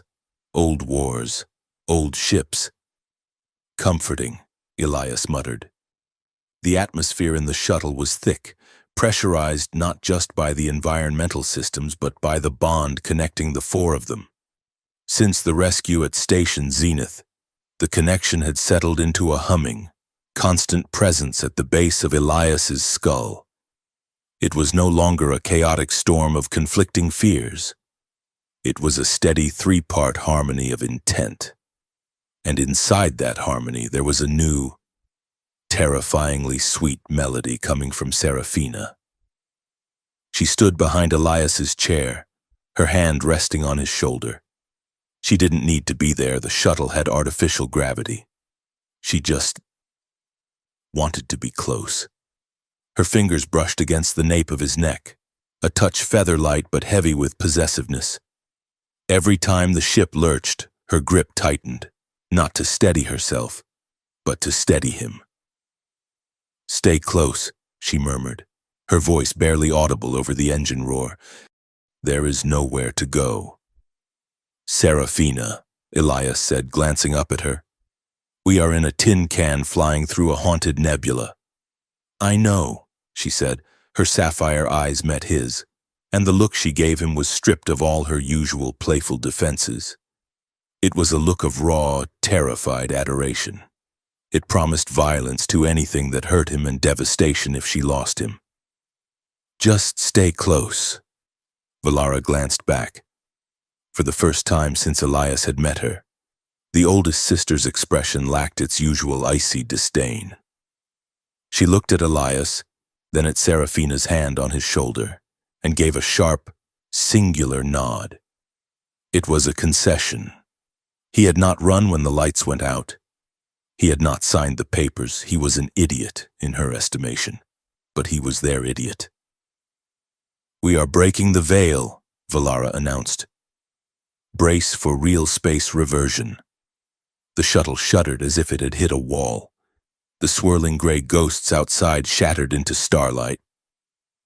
Below them lay the nocturne homeworld. Nyx. It was a world of breathtaking Gothic beauty.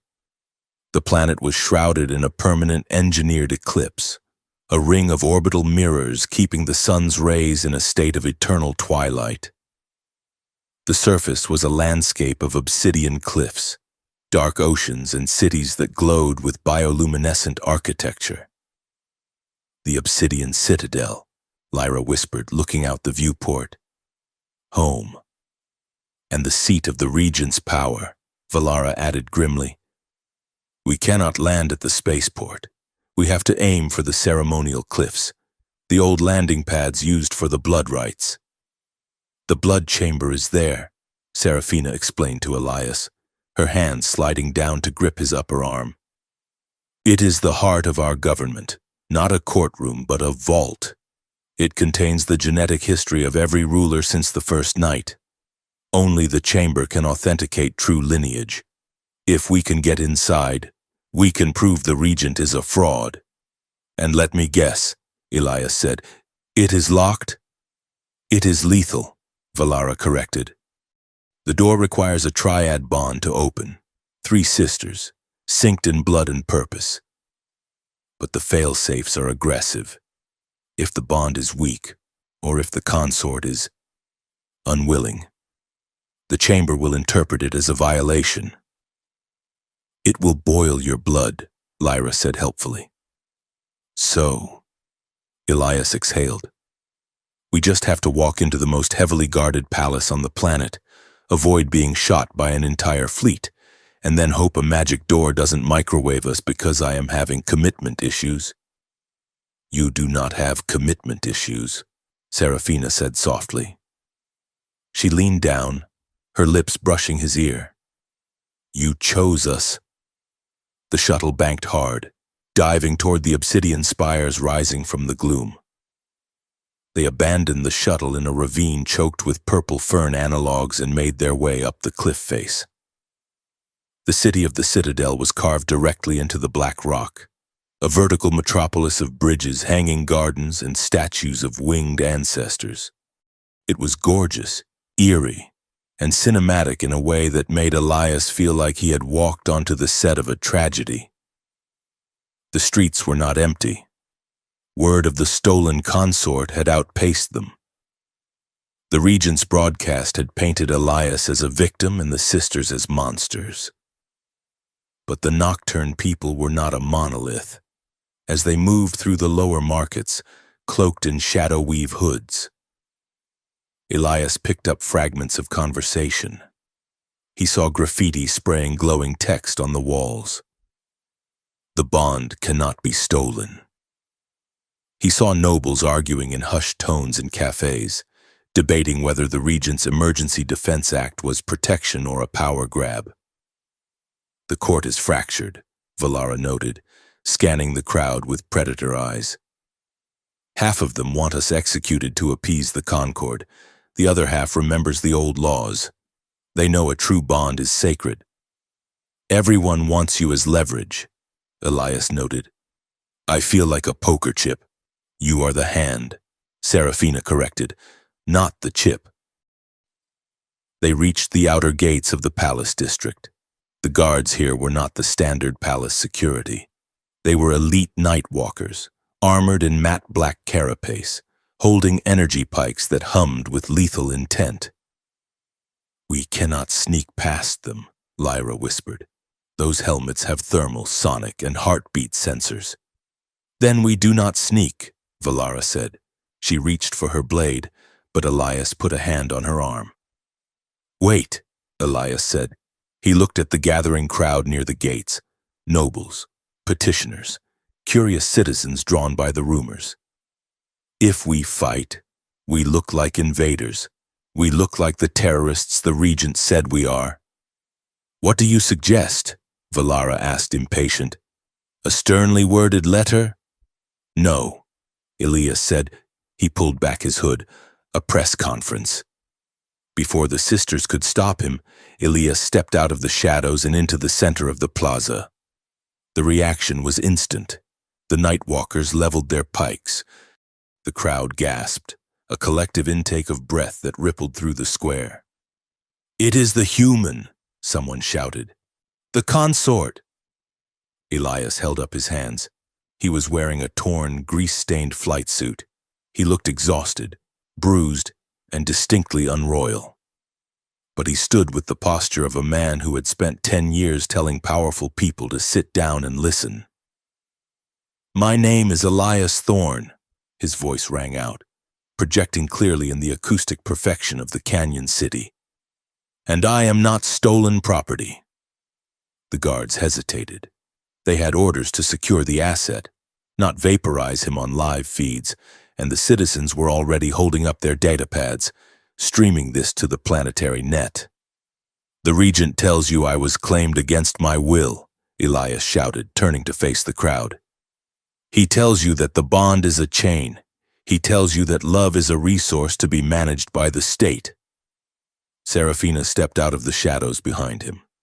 A murmur went through the crowd, fear mixed with awe. She did not look like a monster. She looked regal, terrifying, and undeniably connected to the man standing in front of her.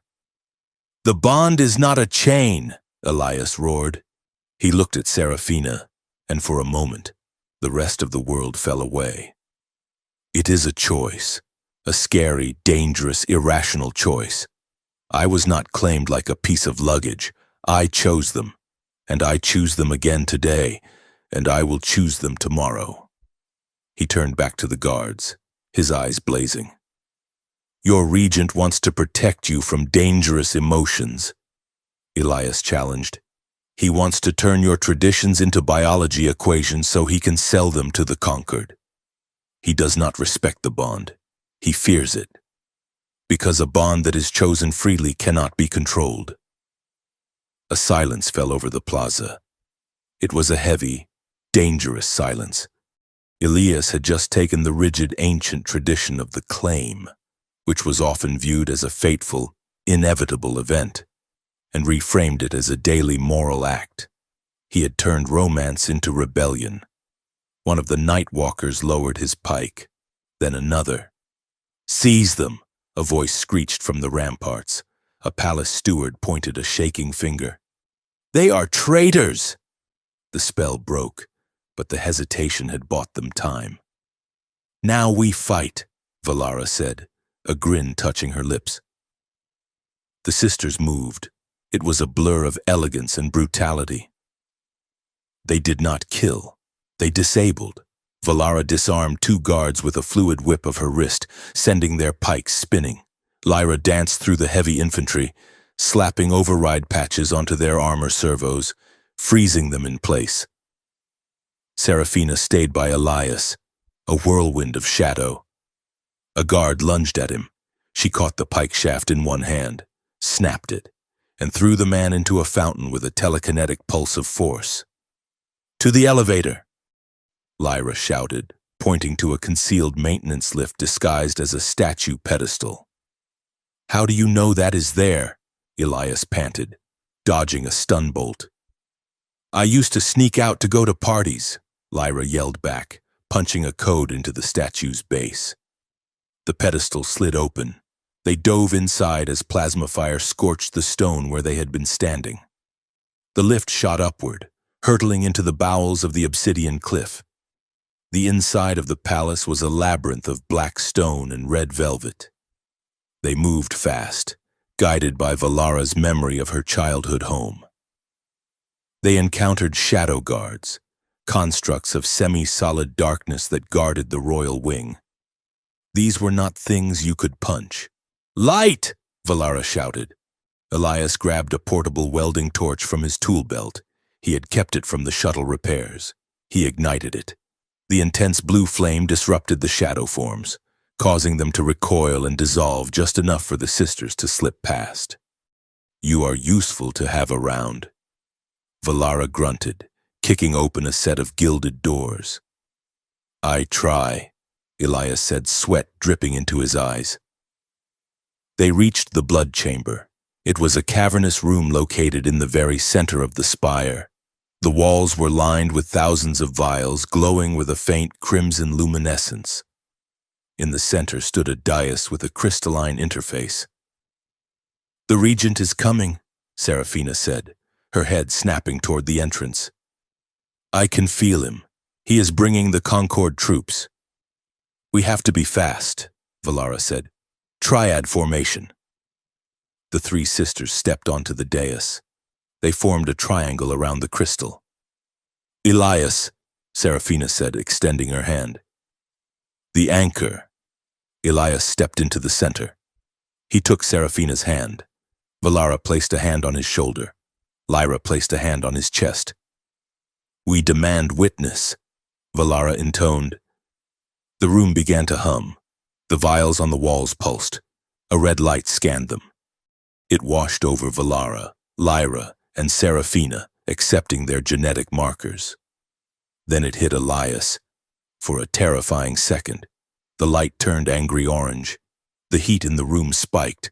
The outsider, a voice vibrated in their bones. The bond is contested. It is not contested, Seraphina shouted, her voice breaking. It is lived. She squeezed Elias's hand. Through the bond, she poured everything she had felt in the last week. The fear at the gala, the desperation in the prison, and the relief in the alley. The fierce, burning pride she felt when he stood up in the plaza. Elias closed his eyes and pushed back.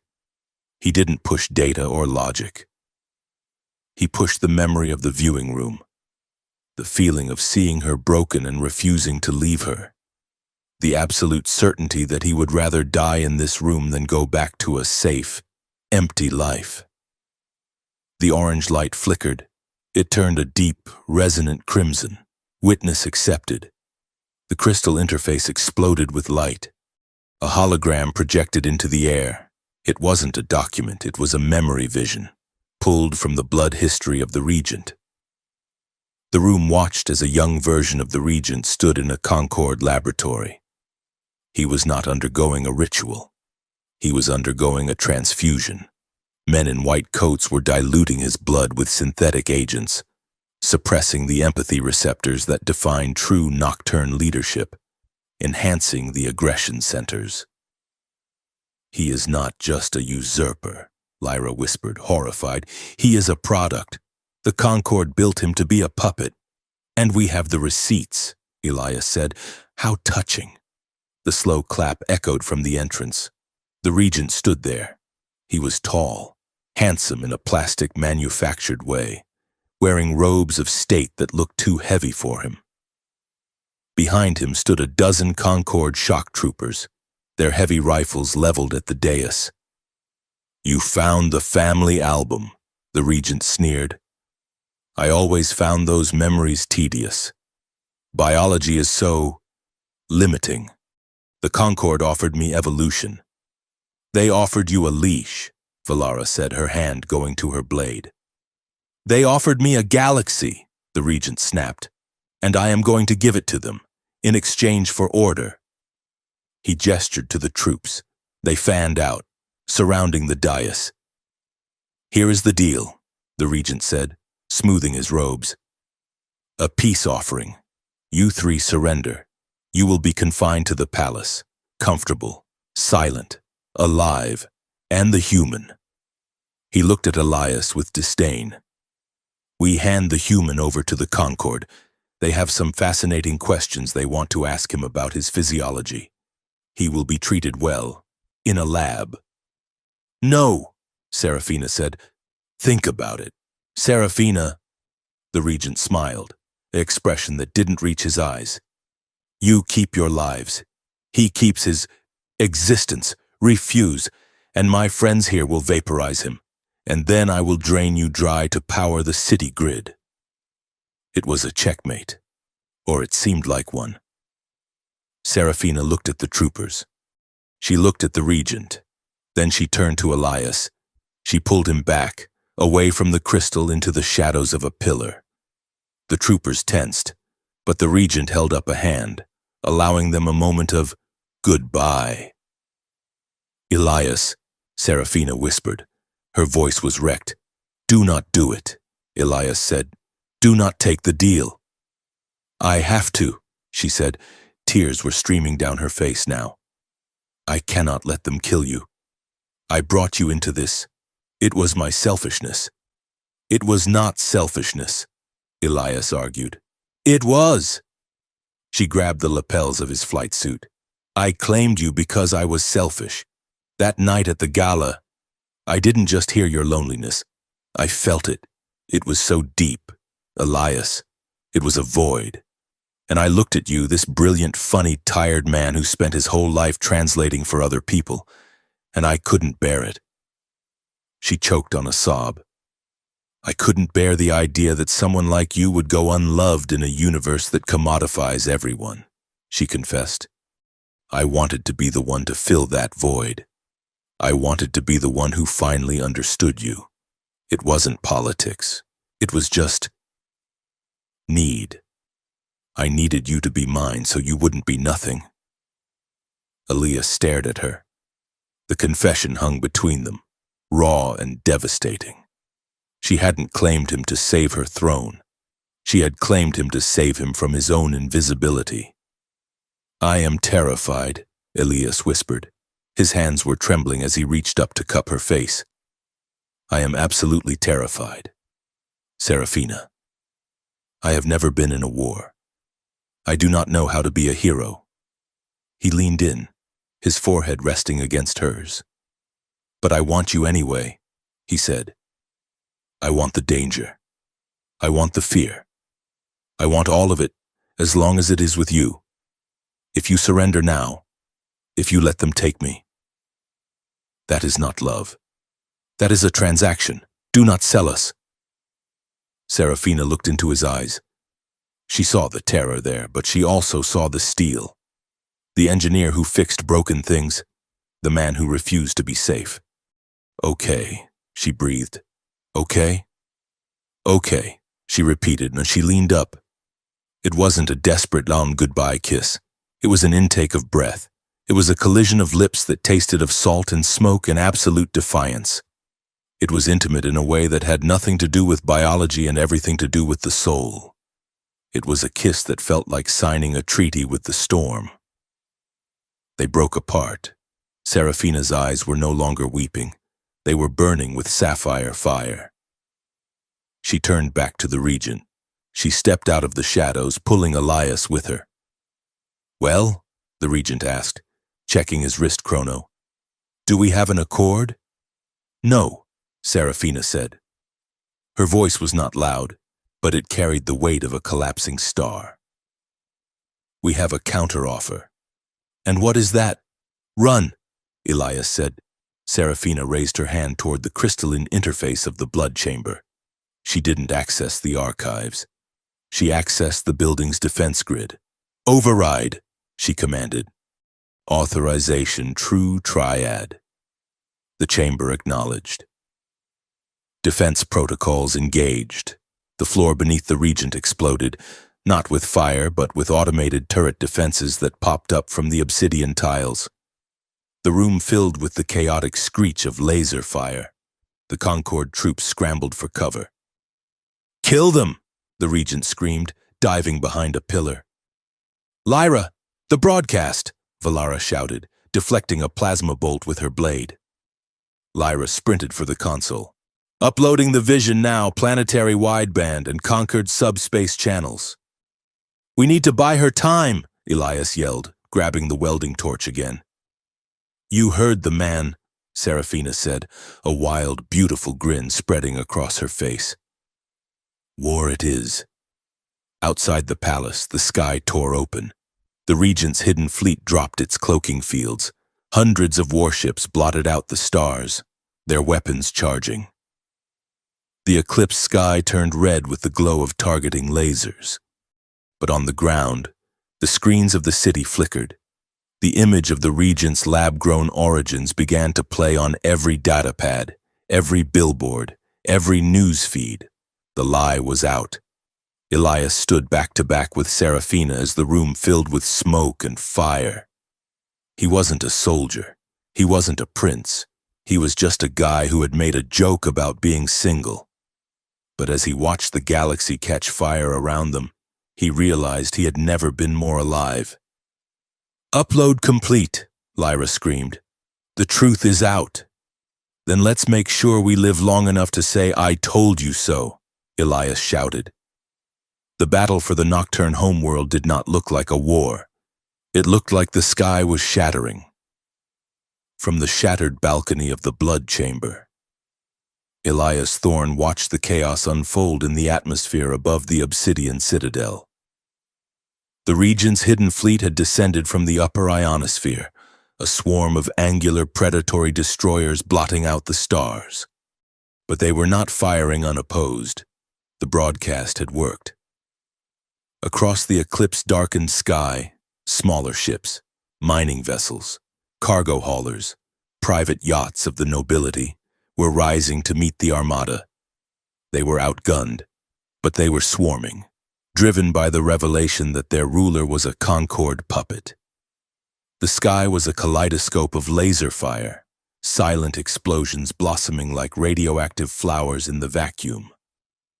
"The network is fracturing," Lyra shouted over the roar of orbital bombardment. She was huddled over a tactical display she had ripped from a dead guard's armor. "The Concord Information Police are trying to scrub the broadcast.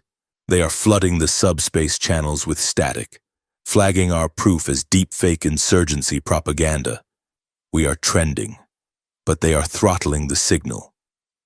The truth is viral, Valara said, wiping black blood from a cut on her cheek. But the law is static. As long as the Concord Legal Archive lists the regent as the legitimate ruler, this is just a civil war. He can call in reinforcements. He can burn this planet to keep it. Then we change the record, Elias said. He turned from the balcony, his face illuminated by the fires burning in the city below. Where is the master copy? The physical treaty? The Central Legal Archive, Serafina said. She was standing amidst the ruin of the automated turrets, her chest heaving. It is not on the planet. It is an orbital station. The Justicia. It sits at the edge of the gravity well. The regent is heading there, Valara realized, watching a heavy shuttle lift off from the distant royal landing pad, flanked by elite interceptors. He knows the broadcast damaged him. He is going to the archive to manually purge the lineage data before it locks. If he deletes the original files, our proof becomes hearsay. We have to beat him there, Elias said. We have no ship, Lyra pointed out. Our shuttle is slag. Elias looked at the courtyard where the regent's Concord troops had landed. A sleek, armored dropship sat idling, its pilot likely panicked by the sudden shift in the battle. We do not need a ship, Elias said, a reckless grin spreading across his face. We need a ride. The flight to the Justicia was a blur of high-G maneuvers and terrified screaming, mostly from Elias. Valara flew the stolen Concord dropship with a terrifying competence, weaving through the dogfights in the upper atmosphere. As they broke orbit, the scale of the conflict became visible. It wasn't just ships fighting. It was a societal collapse on the comms channels. Elias heard the voices of the galaxy. This is Station 4. We are refusing the Regent's docking codes. The consort is right. We are not property. Information control to all drones. Suppress the Thorn feed. Repeat, suppress the Thorn feed. Look at the human. He stood up to the high guard with a welding torch. Elias sank lower in the co-pilot seat. They are making me into a poster, he groaned. I am going to be on t-shirts. I hate t-shirts. You are a symbol. Elias, Serafina said from the gunner's mount. She wasn't looking at the battle. She was looking at him. You are the man who refused to be owned. In a galaxy run by contracts, that makes you more dangerous than a fleet. I am not a symbol, Elias muttered. I am a protocol officer who just wanted a date. And look how well that turned out. Lyra laughed, firing the aft cannons at a pursuing interceptor. The Justicia loomed ahead. It was a massive station, shaped like a set of scales, rotating slowly against the backdrop of the nebula. It was the fortress of bureaucracy, the place where history was filed and frozen. The Regent's shuttle is docking at the executive spire, Valara noted. We cannot breach the main hangar. It is reinforced. Aim for the disposal chute, Elias suggested. It seems to be my natural habitat lately. No, Valara said. We go in through the library. She punched the thrusters. The dropship hurtled toward the massive glass dome that capped the station's lower hemisphere. Valara, Elias said, gripping the dashboard. That is structural glass. Exactly, Valara said as she fired the forward missiles. The glass shattered in a silent, crystalline explosion. The atmosphere vented in a violent white cloud. Valara slammed the dropship through the breach, engaging the emergency maglocks the moment they hit the deck. We are in, Valara announced. Helmets on. The gravity is about to get weird. They exited the ship into the great library of the Concord. It was a space designed by an architect who hated up and down. The library was a hollow sphere, kilometers across. Books, data spires, and scroll cylinders floated in rotating rings, orbiting a central core of pure light. Gravity here was subjective. It shifted depending on which ring you stood on. "Which way to the treaty vault?" Elias asked, his boots magnetic clamped to a floating walkway. "The core," Serafina pointed. "But the Regent has activated the defenses." The library was not empty. Automated defense drones, spheres of chrome with red eyes, were swarming, and the librarians' multi-armed cyborgs designed to sort data were now repurposed for slaughter. "I will handle the drones," Lyra said, unholstering her plasma pistols. "You three get to the core. Move!" Lyra vaulted off the walkway, diving into zero gravity, firing with wild, joyous precision. Elias, Serafina, and Valara sprinted along the twisting paths. The gravity shifted every 100 meters. One moment they were running flat. The next, they were climbing a vertical wall of books. They reached the language labyrinth. A massive blast door blocked the path to the core. It didn't have a keypad. It had a wall of shifting glyphs, thousands of languages flashing and rewriting themselves every second. "It is a linguistic lock," Valara snarled, striking the door with her hilt. "It requires a password spoken in 40 dialects simultaneously. We cannot breach this." "Violence won't work," Elias said, stepping forward. He watched the glyphs. He saw the pattern. High Aquarian syntax, Silica Lord binary, Old Earth Latin. "It is not a password," Elias realized. "It is a riddle. The door is asking for a definition." "Definition of what?" Serafina asked, deflecting a laser blast from a librarian perched on a higher shelf. "Just," Elias read the shifting symbols. "It is asking for the definition of justice." He pressed the intercom button. "Justice." Elias spoke clearly, switching effortlessly between languages. "Is the harmonization of conflicting truths." The glyphs froze. They turned green. The massive door groaned and split open. "I knew that degree would pay off," Elias said, wiping sweat from his forehead. "Show off," Valara muttered, but she pushed him through the door. Beyond lay the light corridor. Elias stopped dead. The corridor was long, narrow, and lined with high-intensity emitters. It was designed as the ultimate security measure against photosensitive species, specifically the nocturnes. "We cannot cross this," Serafina said, shielding her eyes. "That is full-spectrum concentrated solar radiance. It will incinerate us in seconds." Elias looked at the corridor. Then he looked at the sisters. They were powerful, ancient, and lethal. But here, in the light, they were helpless. "Close your eyes," Elias ordered. "What?" Valara asked. "Close your eyes and grab my belt," Elias said, his voice hard. "I am going to guide you. I will be your shield." He ripped the flight jacket off his suit and draped it over Serafina's head. Valara used her cloak. "Do not let go," Elias said. He stepped into the light. It was blinding. Even for a human, the heat was intense. It felt like walking into a furnace. Elias squinted, tears streaming from his eyes as the glare tried to scrub his vision white. Behind him, he heard the sisters hissing in pain. The light was penetrating their makeshift coverings, burning their skin. "Keep moving," Elias shouted. "Left! Step left!" He guided them through the maze of emitters. He was their eyes. He took the brunt of the heat, his skin blistering, his uniform smoking. "Elias, it burns," Serafina whimpered. "I know."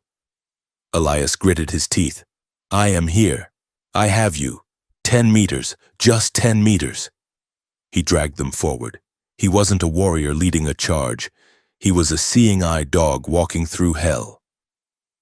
They burst through the end of the corridor into the cool shadow of the central antechamber. The sisters collapsed, gasping, their skin smoking. Elias fell to his knees, rubbing his eyes, seeing only spots of purple and green.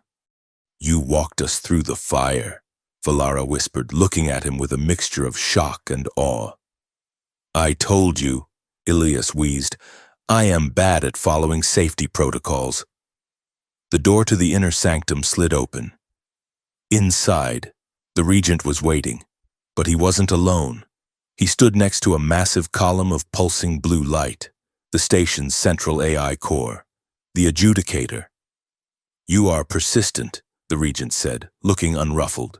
He held a data spike in his hand, poised to insert it into the core.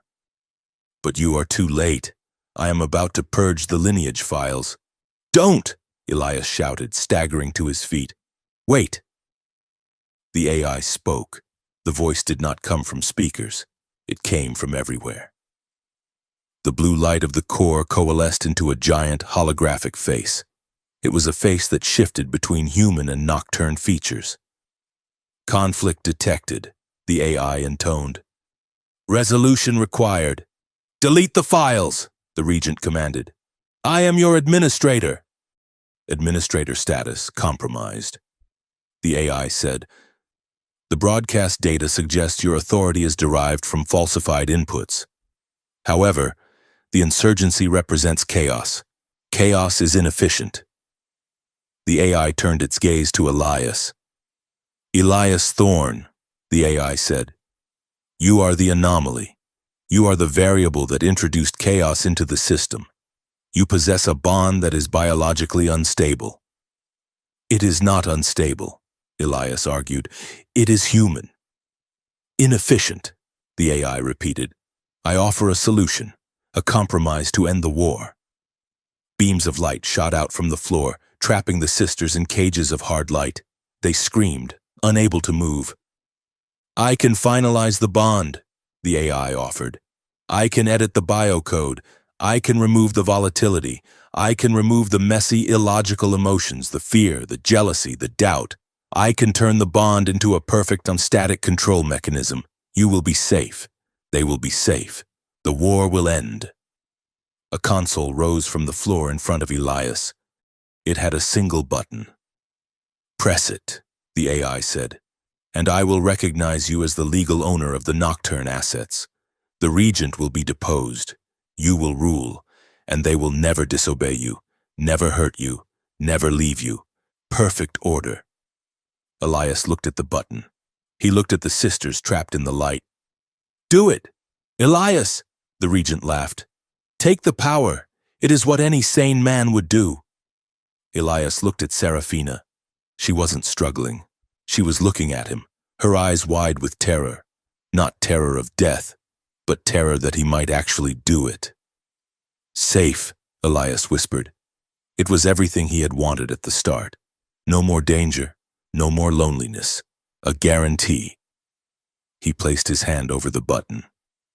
Love without choice, Elias said softly, is just ownership wearing perfume. He smashed his fist down, not on the button, on the console's power coupling. He ripped the wires out. Sparks showered him. Refusal acknowledged. The AI droned, its voice dropping an octave. Hostility engaged. Now! Elias shouted. The distraction worked. The hard light cages flickered. Valara shattered hers with a sonic scream.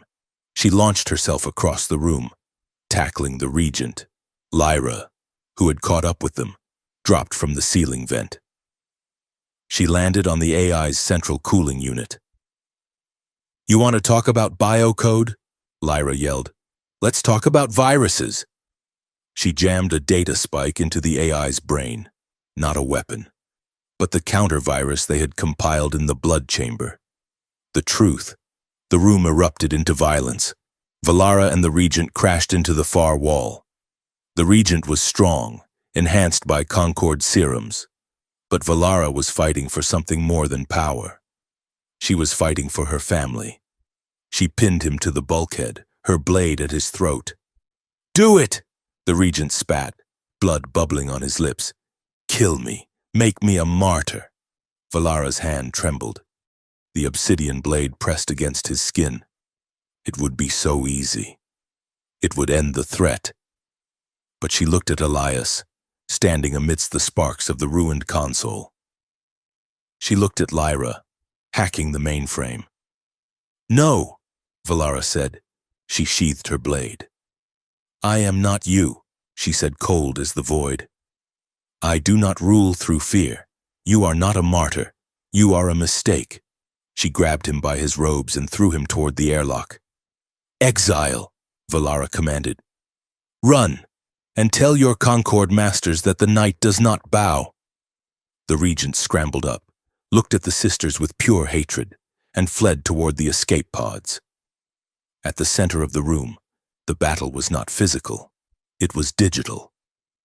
"The AI is fighting back," Lyra screamed, sparks flying from her fingertips. "It is trying to overwrite the treaty. I need time." "You don't have time," Elias shouted. The AI's defensive drones dropped from the ceiling. They were sleek, silver killers. Serafina moved. She stood between the drones and Lyra. She didn't have a weapon. She opened her arms. She let out a sound that wasn't a scream. It was a command. A pulse of pure, unadulterated nocturne dominance. "Sit," she ordered. The drones froze. The sheer biological authority in her voice, the authority of a true queen, undiluted by labs, confused their sensors. "I am not my hunger," Serafina whispered, her eyes glowing white. "I am the storm." She unleashed a wave of telekinetic force that crumpled the drones into scrap metal. Then she collapsed, her energy spent. "Done!" Lyra shouted. "Treaty uploaded, authenticated, it is locked." The blue light of the AI core flickered and turned a calm, golden yellow. "System update complete," the AI announced, its voice stripped of the malevolent distortion. "Recognizing true lineage, the Regent's claim is nullified. Hostilities are suspended." Silence fell over the room. The red alert lights stopped flashing. The hum of the station stabilized. It was over. The corridor outside the archive was quiet. The air smelled of ozone and victory. Elias sat on the floor, leaning against the wall. He was covered in soot. His uniform was in tatters, and he was fairly certain he had broken a rib. Serafina sat next to him. She wasn't touching him. She was staring at her hands, which were still trembling from the energy discharge. Valara and Lyra were down the hall, securing the perimeter, giving them a moment. "The cameras are gone," Serafina said softly. Her voice was small, afraid. "They are," Elias agreed, closing his eyes. "The war is over," she continued. "The Regent is gone. We have our throne back. The legal crisis is resolved." "It seems so." She turned to him. "The joke is old now. Elias, the adrenaline is fading. You saved us. You were useful. You were brave." She swallowed hard. "But you do not have to stay. The bond. We can dissolve it. We can rewrite the laws so you are free. You can go back to Earth. You can find someone normal. Someone who doesn't burn in the sun. Someone safe." She looked at him, bracing herself for the rejection, waiting for the moment the human realized he had made a terrible mistake. Elias opened his eyes. He looked at the woman who had terrified him, kidnapped him, and fought a war for him. He looked at the soot on her cheek and the galaxy in her eyes. "You really do not get it, do you?" Elias asked gently. "Get what?" "I didn't do this for the adrenaline," Elias said. "And I didn't do it because I was useful." He reached out and took her hand. His thumb traced the pulse point on her wrist. "I did it because you are the only person who laughs at my bad jokes." Elias smiled. "And because I happen to be hopelessly inconveniently in love with you." Serafina stopped breathing for a second. "You still choose us?" she whispered. "Even now? When you know how messy we are?" "I choose you," Elias said, "not as a surrender, not as a contract, as a vow." He leaned in and kissed her. It wasn't the desperate kiss of the battlefield. It was slow, soft, and promised a lifetime of arguments, compromises, and shared mornings.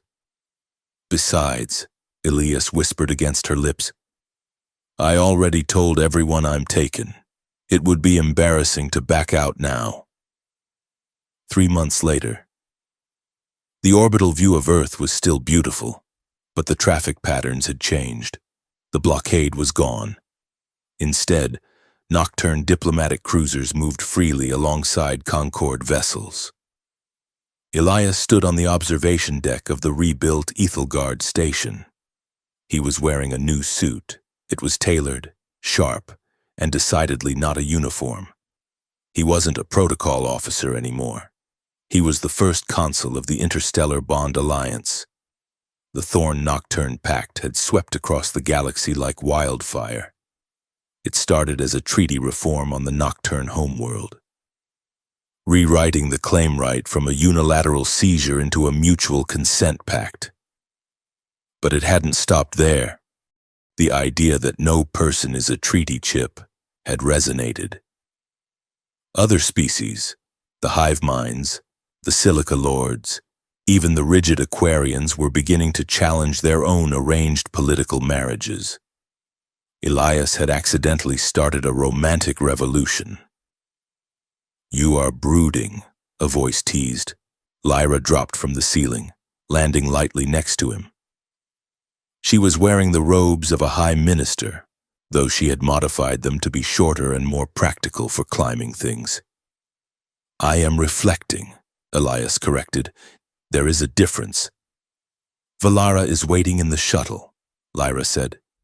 She says if we are late to the peace gala, she is going to declare war on your time management skills. Valara is always threatening war. Elias smiled. It is her love language.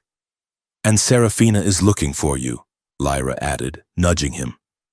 Elias looked towards the door. Seraphina stood there. She looked radiant, healed, and happy. The shadows that used to cling to her were gone, replaced by a confidence that didn't need darkness to thrive. She walked over to him, interlacing her fingers with his. Ready to go down there? She asked, looking at the earth below. They are calling you the architect of the new era. They are also calling me the guy who joked his way into royalty. Elias laughed. Both are true. Seraphina kissed his cheek. Elias looked at his reflection in the glass. He saw the gray hair at his temples, the lines around his eyes. He saw a man who was tired, yes, but no longer exhausted. He thought about that night at the gala, months ago.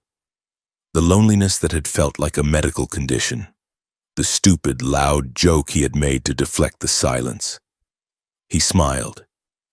You know, Elias said, squeezing Seraphina's hand as Valara and Lyra joined them, completing the circle. It was a really good joke. It was a terrible joke, Valara corrected, adjusting his tie. The worst, Lyra agreed. I loved it, Seraphina whispered. Together. The four of them turned and walked toward the airlock, stepping out of the shadows and into the light, not as assets or owners, but as a family. Elias Thorne finally understood that he didn't have to earn his place in the universe. He didn't have to translate, or fix, or apologize. He was loved simply because he existed, and that was the only protocol that mattered.